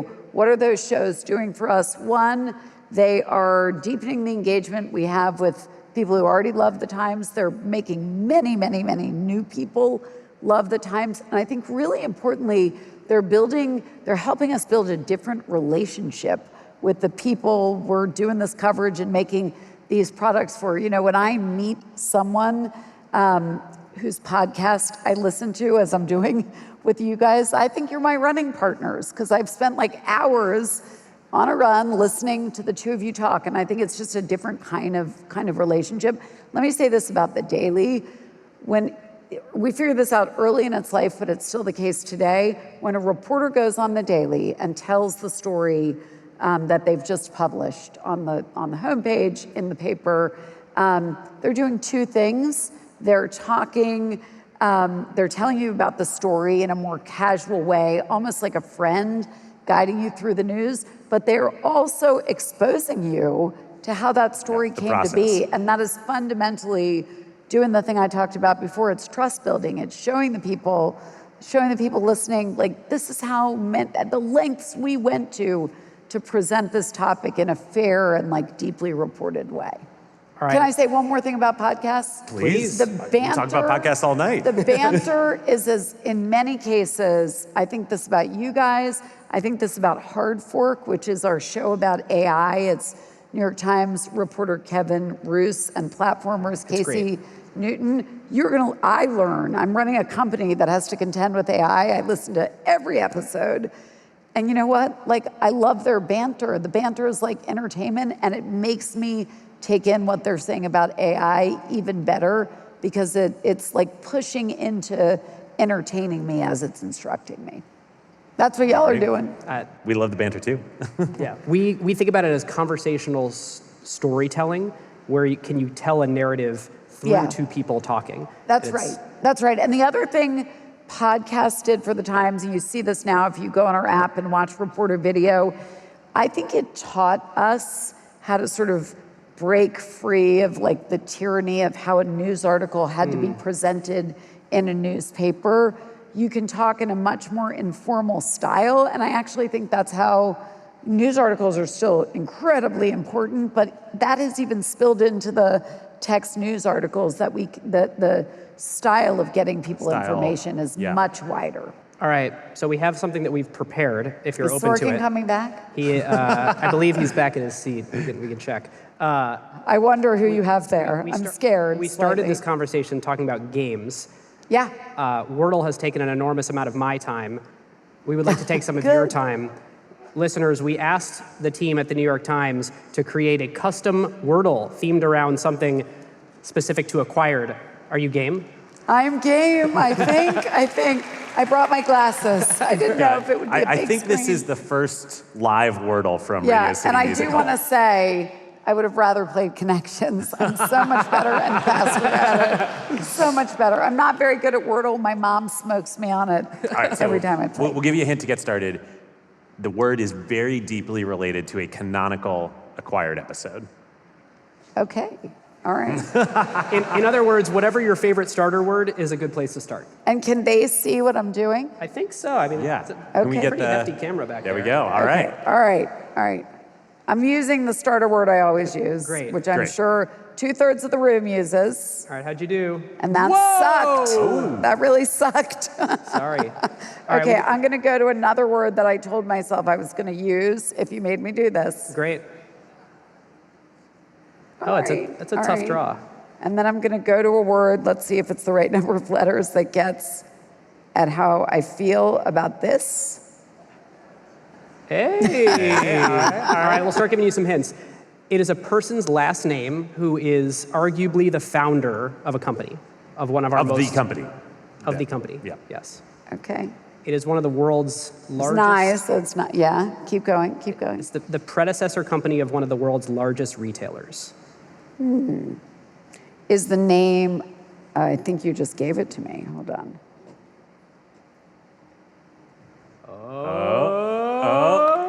I would never have gotten that. I would never have gotten that without the hints.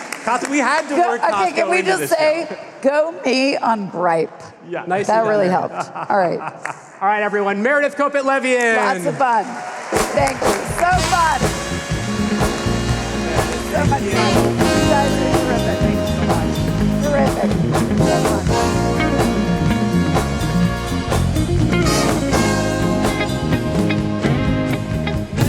That was fun.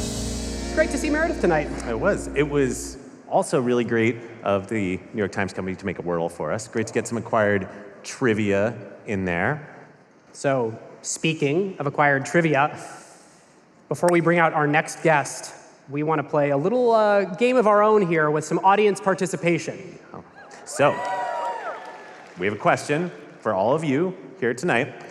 See if we can stump folks in the audience.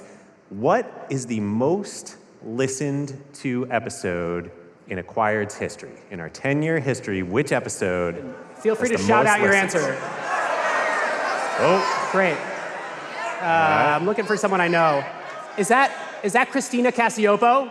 Hi, Ben. Hi, David. Hey, Christina. Christina, great to see you. For anyone who doesn't know, Christina is the co-founder of Vanta, and I think a 9-year listener of Acquired. Yeah, OG. Thank you. All right, Christina. See if I can earn my stripes. Is it the Hermes episode? Ooh, that is a very good guess. Definitely up there, but it is not currently in the #1 spot. I mean, I'm hearing do we have back other there. folks who might want to guess? Let's see. There's a hand. Is that Ben Clymer? Hey, guys. Hey, Ben. Good to see you. Ben, you too, guys. Happy to be here. All right, so Ben, for anyone who doesn't know, was indispensable on the Rolex episode. He's the founder of Hodinkee. He's like a world expert on watches. Good to see you, Ben. Thank you, guys. Thank you. So it's got to be Rolex, right? It's very close. Very close. Neck and neck. Ben, I don't think so. I think it's the episode that I was in. Ding, ding, ding, ding, ding. I think it's Starbucks. So far. Wait. Who is that? Is that Jamie saying so far? Jamie, we'll be reporting numbers to you tomorrow. Yeah. You're not competitive or anything. All right, well, Howard, yes, you are right. It is our biggest episode ever, the Starbucks episode where Howard was a guest with 1.3 million downloads. Give it up for Howard Schultz, everyone.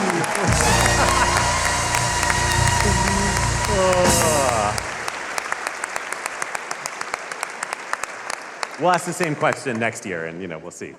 All right, our final guest for the evening is a CEO who, despite us having not yet covered his current company on Acquired, I think over the course of his over 60-year career has led more companies in and around the Acquired universe than just about any other human being in history. We've got Fox, ABC, Paramount, Expedia, Tinder and Match.com, QVC and the Home Shopping Network, Ticketmaster. I mean, this list is insane. He's also one of New York's most legendary citizens who, along with his wife, Diane von Furstenberg, has given so much to this city, including the High Line and most recently, the Little Island. Please welcome the chairman of IAC, the one and only Barry Diller.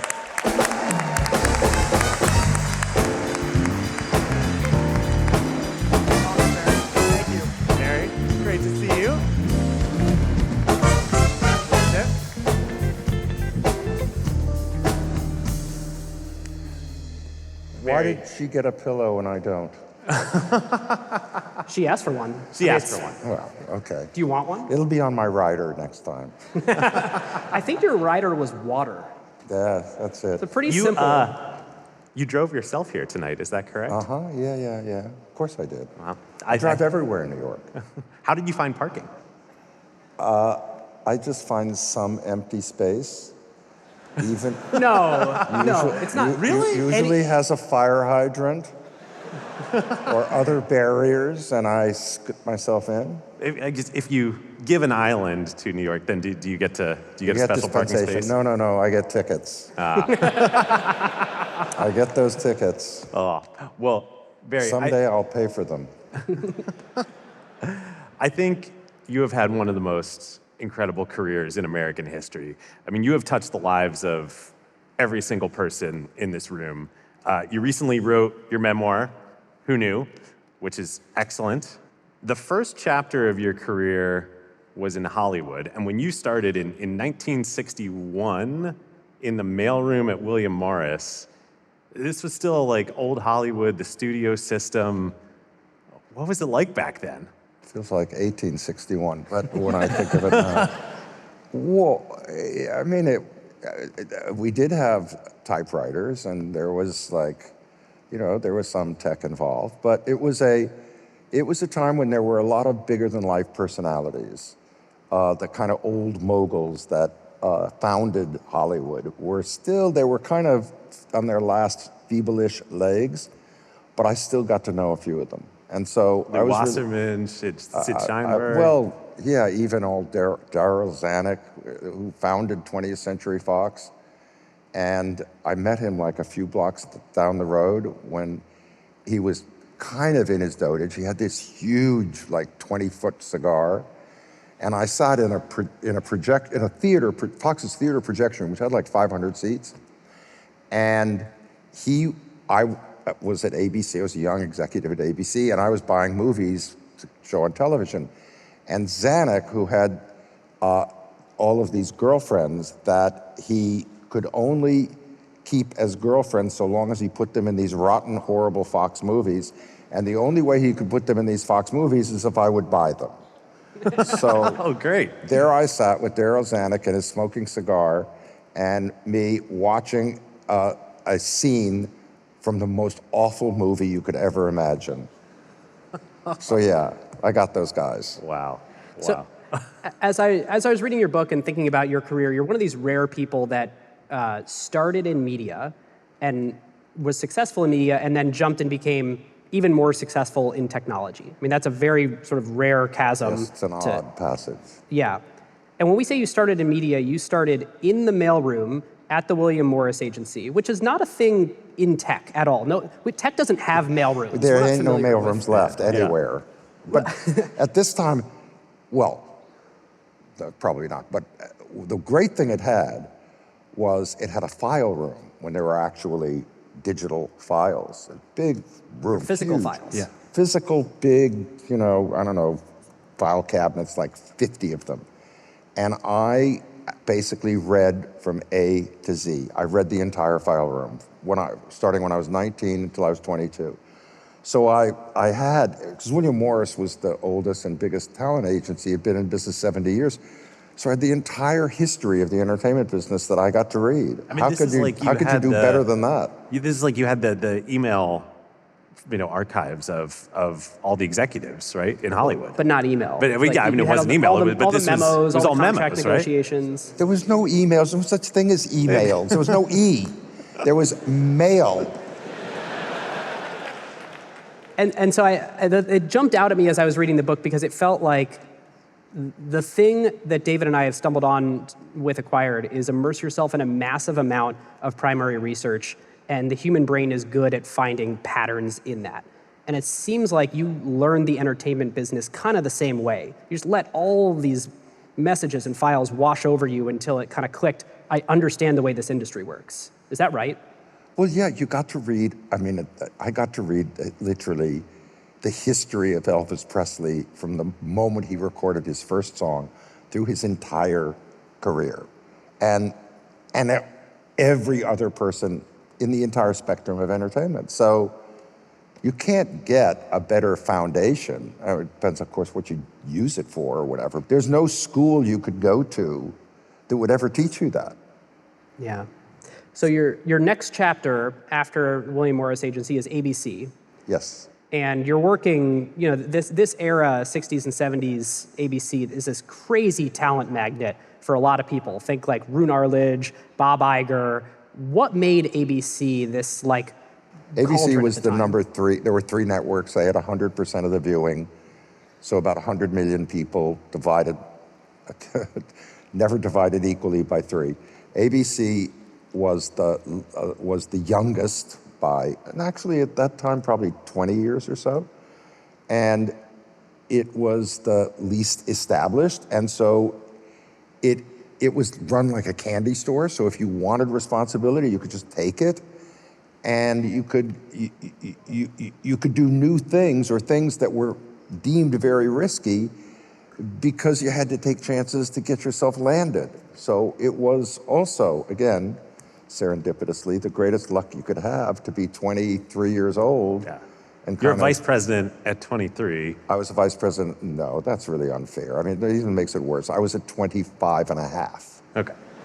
Okay. That was still really the took youngest. It was the youngest ever, but yeah. But you're in charge of movies at ABC at 25 and a half, right? Yeah. Well, we started a thing called Movie of the Week, which no one had ever made original movies for television. And so we thought that was a good idea, and everybody thought it would fail, thank God, or otherwise I would have never let me do it. It was truly inside of a network, a total startup of building actually a movie. After 2 years, we were making 75 of them a year. So we started with 1 employee, me, and I got to, because I then hired all these people to do all these tasks, I had to learn those tasks as I was doing it. So I got up to understanding, I think it's the best way to learn to be a manager is to actually do the groundwork. And so I got to do that, and all the stuff I think I learned about, if I ever learned anything, people who work with me might not totally agree, but learning how to manage people is because you understand the tasks that need to be done. And I got that ability. We started making 25, and then it was so successful, we added a second and then a third night. So we were up to making 75 of them a year. They cost, I mean, it's inconceivable today when a single episode of a 1-hour show can cost $10 million. We made these movies for about 500,000 each. Wow. As you sort of learn the movie side of things, how did Paramount end up coming into the picture for you? I'm a middle-level vice president of ABC. Successful because the movies and then the miniseries, which we started to do too, were all fine. And I kind of got promoted above my level of competence because they made me take over all series programming. I didn't like series. They were all static and half-hour comedies and hour drama shows. You know, nothing ever happened to the characters because they had to stay in the same age and life that they were in the storytelling. So the rug would have gotten pulled out of under me, even though I had been successful over there because of the series stuff.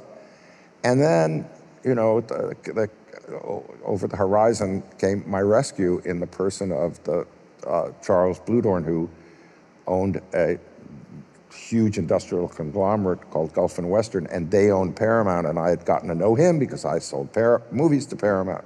And that's a whole crazy story. They started Gulf and Western making bumpers for cars and ended up in 100 different businesses, including owning Paramount. Yeah. He South Puerto Rican Sugar. I mean, I don't think there was, I mean, maybe they didn't do grave digging, but I mean, practically everything else. Well, they did make The Godfather, put so, people in you know. graves, but they didn't really do that. But they had so many business, and this was a time in the 50s, 60s, where conglomerates, IT&T and Gulf and Western was actually, I think, the largest. And Charlie, who at that time was in his 40s, or maybe late 30s, early 40s. So he was young too. Yeah, and he had done this, I mean, in like 10 years. He built this thing up. Anyway, he had wanted me to come to work for Paramount, and I never wanted to work there because I didn't like the management of Paramount. And so I kept saying no to him. And one day he ordered me up to his office, and he said, okay, I'm gonna make you chairman of Paramount. I said, Charlie, this is insane. I'm a vice president of ABC in television. Paramount is a movie company. You can't do that. He said, oh, yes, I can. And that would make you the legendary Bob Evans' boss. Yeah. And I said, he said, no, you're doing. And actually, I thought, I went to Leonard Goldenson, who was the chairman, founder of ABC, who had once actually worked as a kind of line person at Paramount, and told him this and said, you know, I'm thinking, Leonard, of not doing it. He said, if you're that stupid, I'll fire you.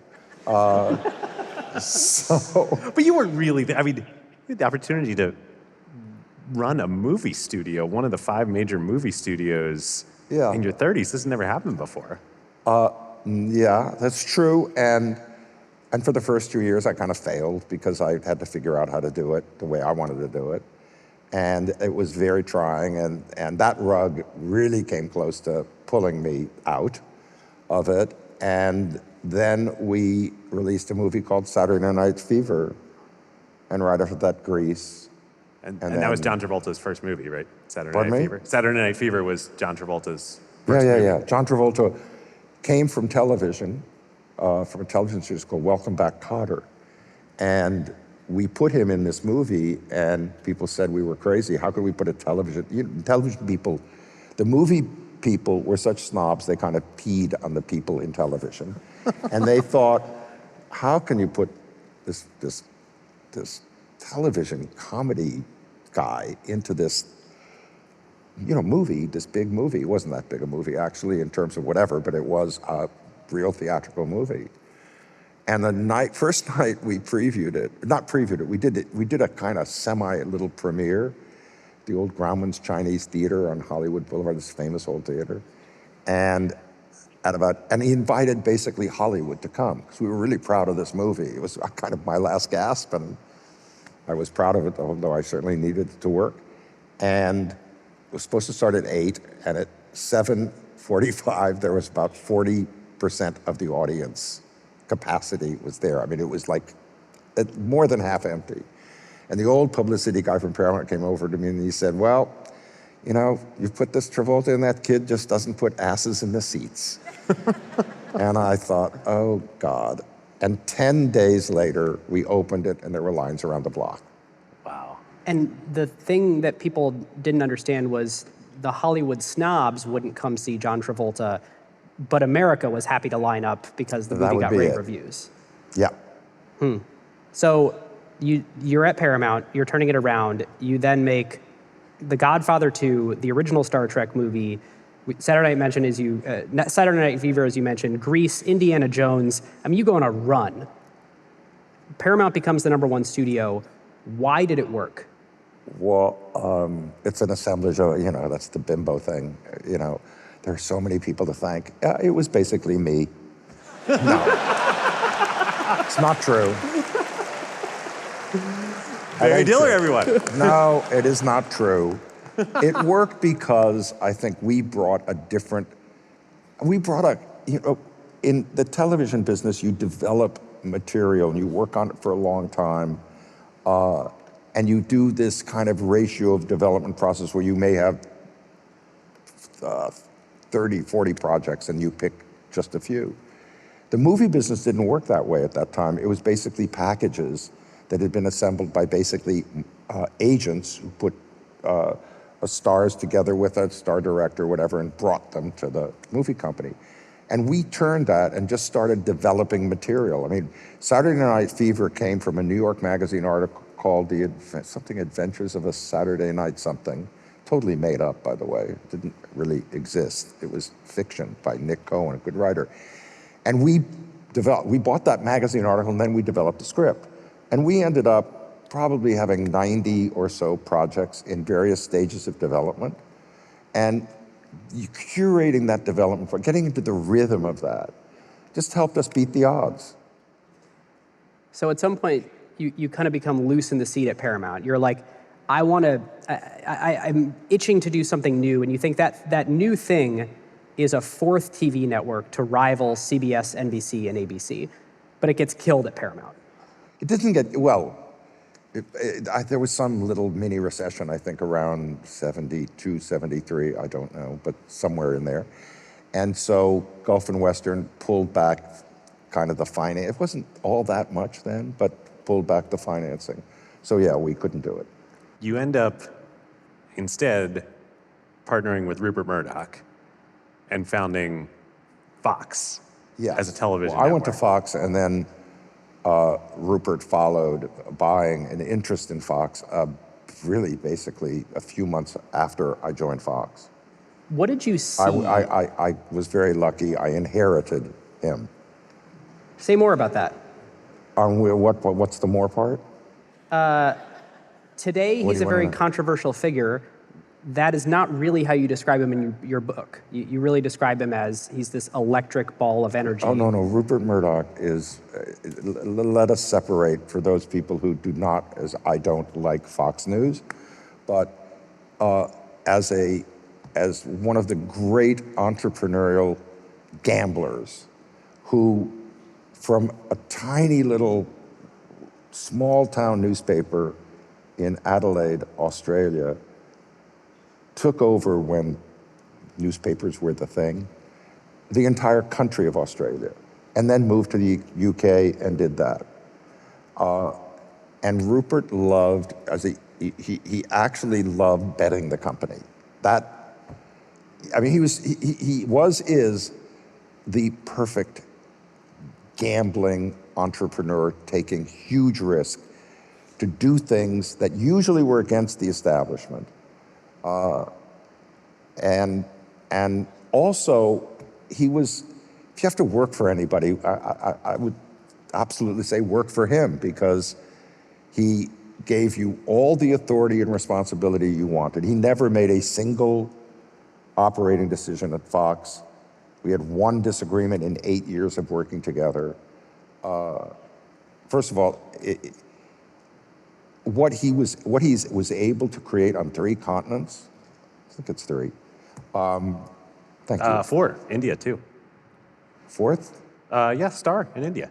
We did a big deep dive on IPL cricket a few months ago, and he played a huge role in TV in India. Oh, yes. Oh, thank you. I learned something tonight. India's a continent. Well, in Asia, but Thank you. yes, Okay, I the get fourth it. con- yeah. Anyway, yeah. This is not in our script, but I'm actually pretty interested. Do you believe in the management strategy of betting the company, or do you believe that when you're running a successful business, you should never? I absolutely. You want to work for Rupert, but you don't want to run a company like Rupert. I don't got those guts. I actually think that the only thing I think you don't do is bet the company. I mean, you can take all sorts of risks. You can do all sorts of things that have not. God knows if you don't do those, nothing will happen. But to actually bet the company on a single thing, I think that is the thing to absolutely avoid, unless you're, in this case, Rupert Murdoch. Or unless you have no other options. I mean, it's this like addictive gambler's thing to be betting the company when you're already at your biggest. When your back's way against the wall and you sort of have. Well, no, that's different. That we're talking about a company that's doing okay, and you decide to take that good company that's doing okay, and because you want to do something new over here, you place a bet on it that if it fails, it drags that old good company with it underneath, and that's not a good thing. Don't do that. Deal. Despite that, though, you were inspired by Rupert to become an entrepreneur and to go be a principal of your own business.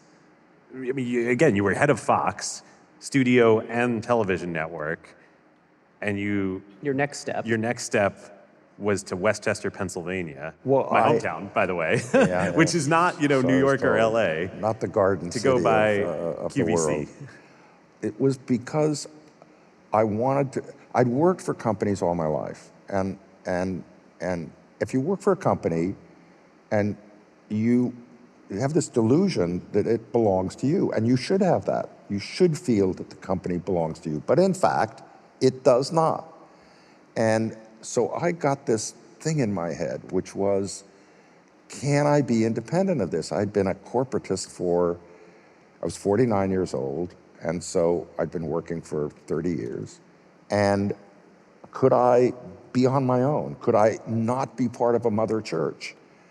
And I got this thing in my head of you either are or you're not. It was kind of a binary. And I thought, it wasn't, by the way, that I wanted to do it. I was fat and happy. You were very wealthy at this point. You had done extremely well. Yeah, things were fine. And and I thought, well, you either are capable of being an independent and creating something on your own, or you're not.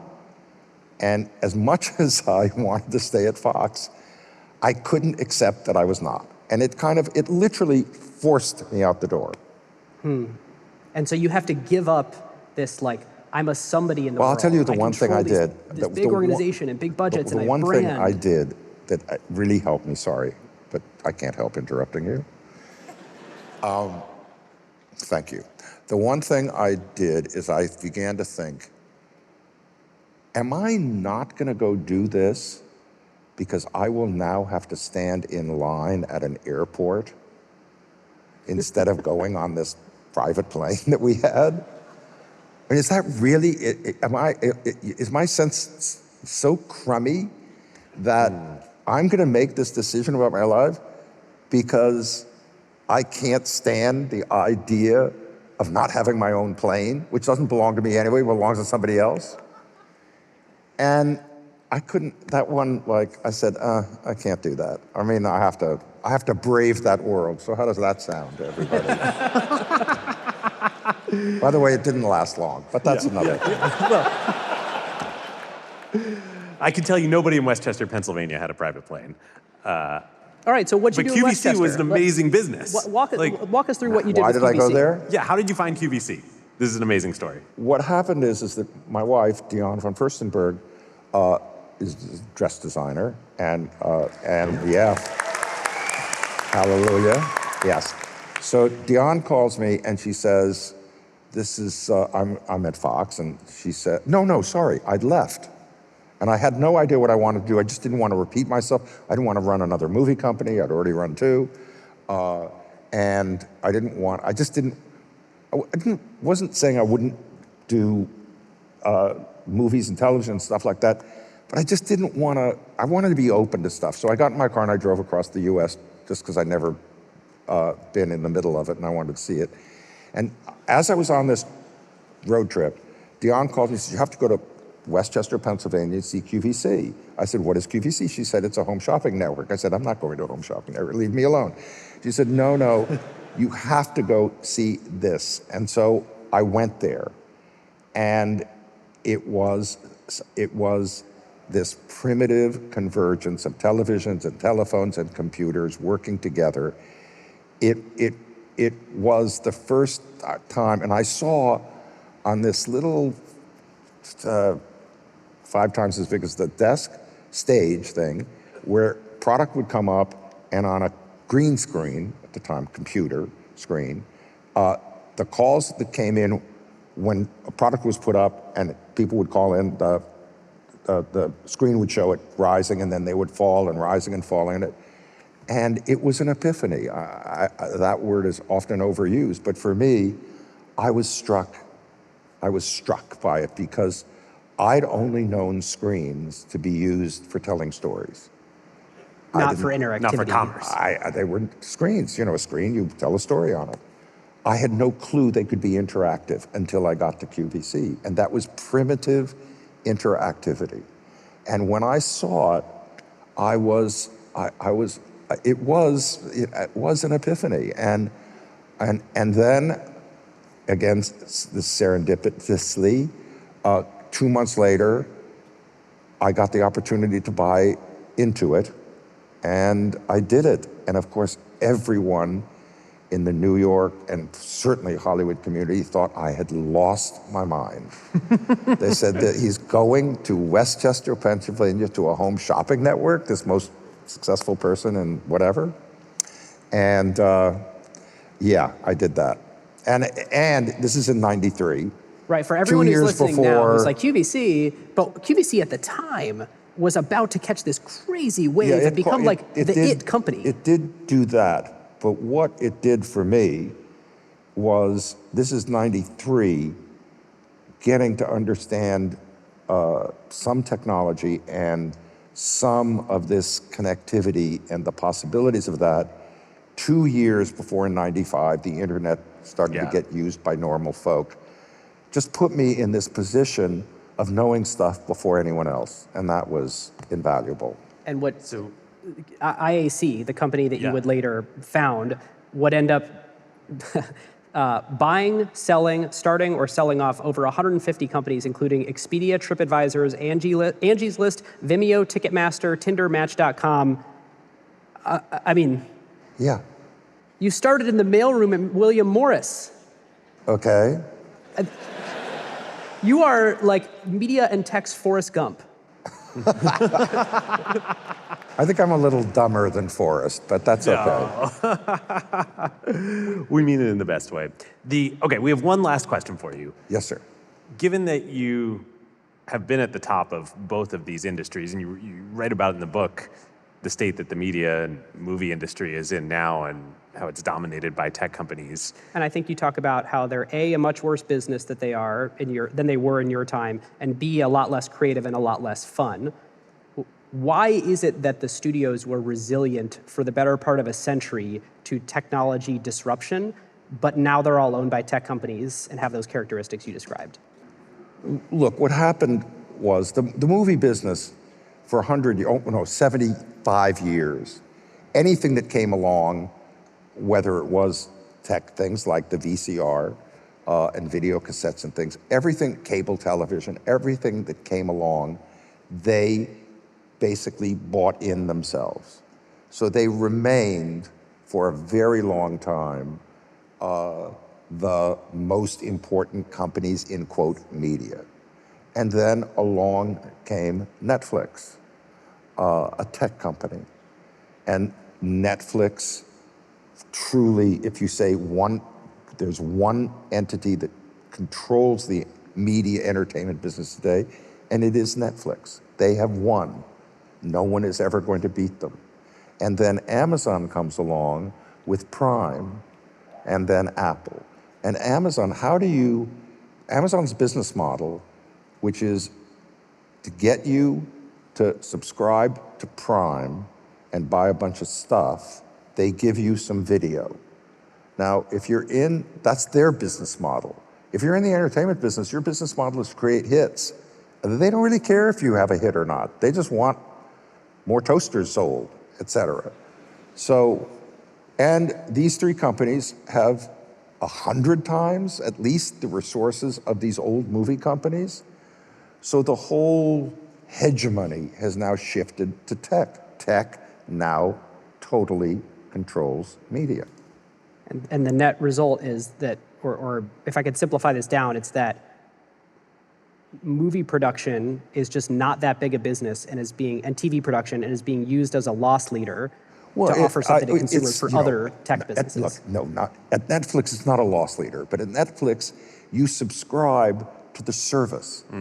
No one It's not about the individual piece of content No anymore. one movie is going to mean very much. So long as you're satisfied with the service and you subscribe, that's again a completely different business model than making hits. Yep.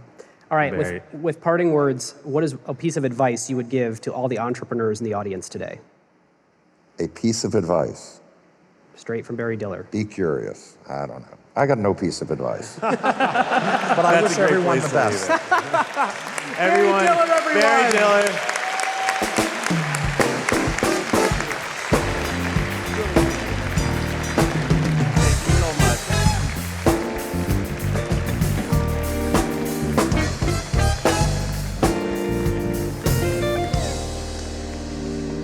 Well, that was a great way to end the night. What a night, David. What a night it was. Well, everyone, when we started Acquired 10 years ago, if you told us we would be playing Radio City Music Hall, I don't think in our wildest dreams we could have dreamed this big. No, it was a tech podcast with yeah. Come on.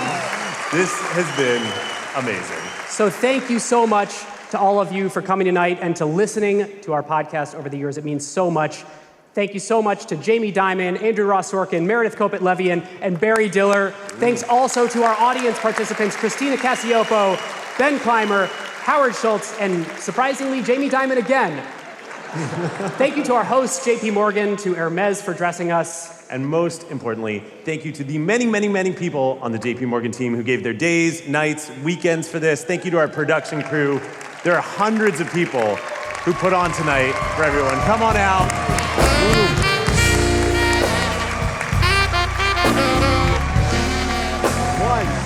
One, two, ready?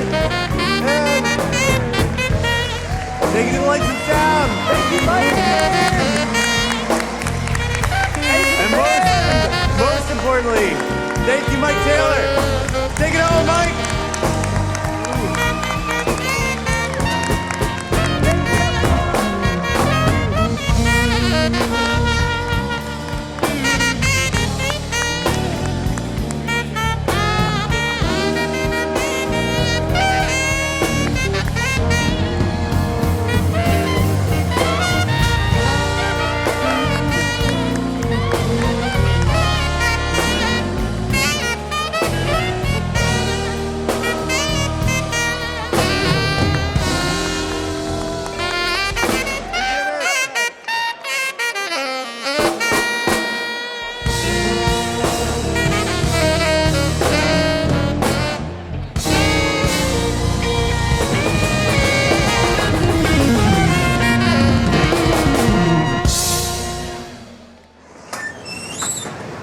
Dude, we did it. What's your line of the night? Barry Diller saying it was all me. Or Jamie spoiling that Howard was here. We had this whole thing planned, and he's like, I think Howard Schultz is here. Right. And Andrew Ross Sorkin. No surprises. I can't believe. Thanks so much, man. Really appreciate it. Oh, thanks. So great. Thanks. I can't believe we just played Radio City. Man, Surreal. the world is a wonderful place. After party? Let's do it. So is Jamie Dimon going to run for president? We'll see.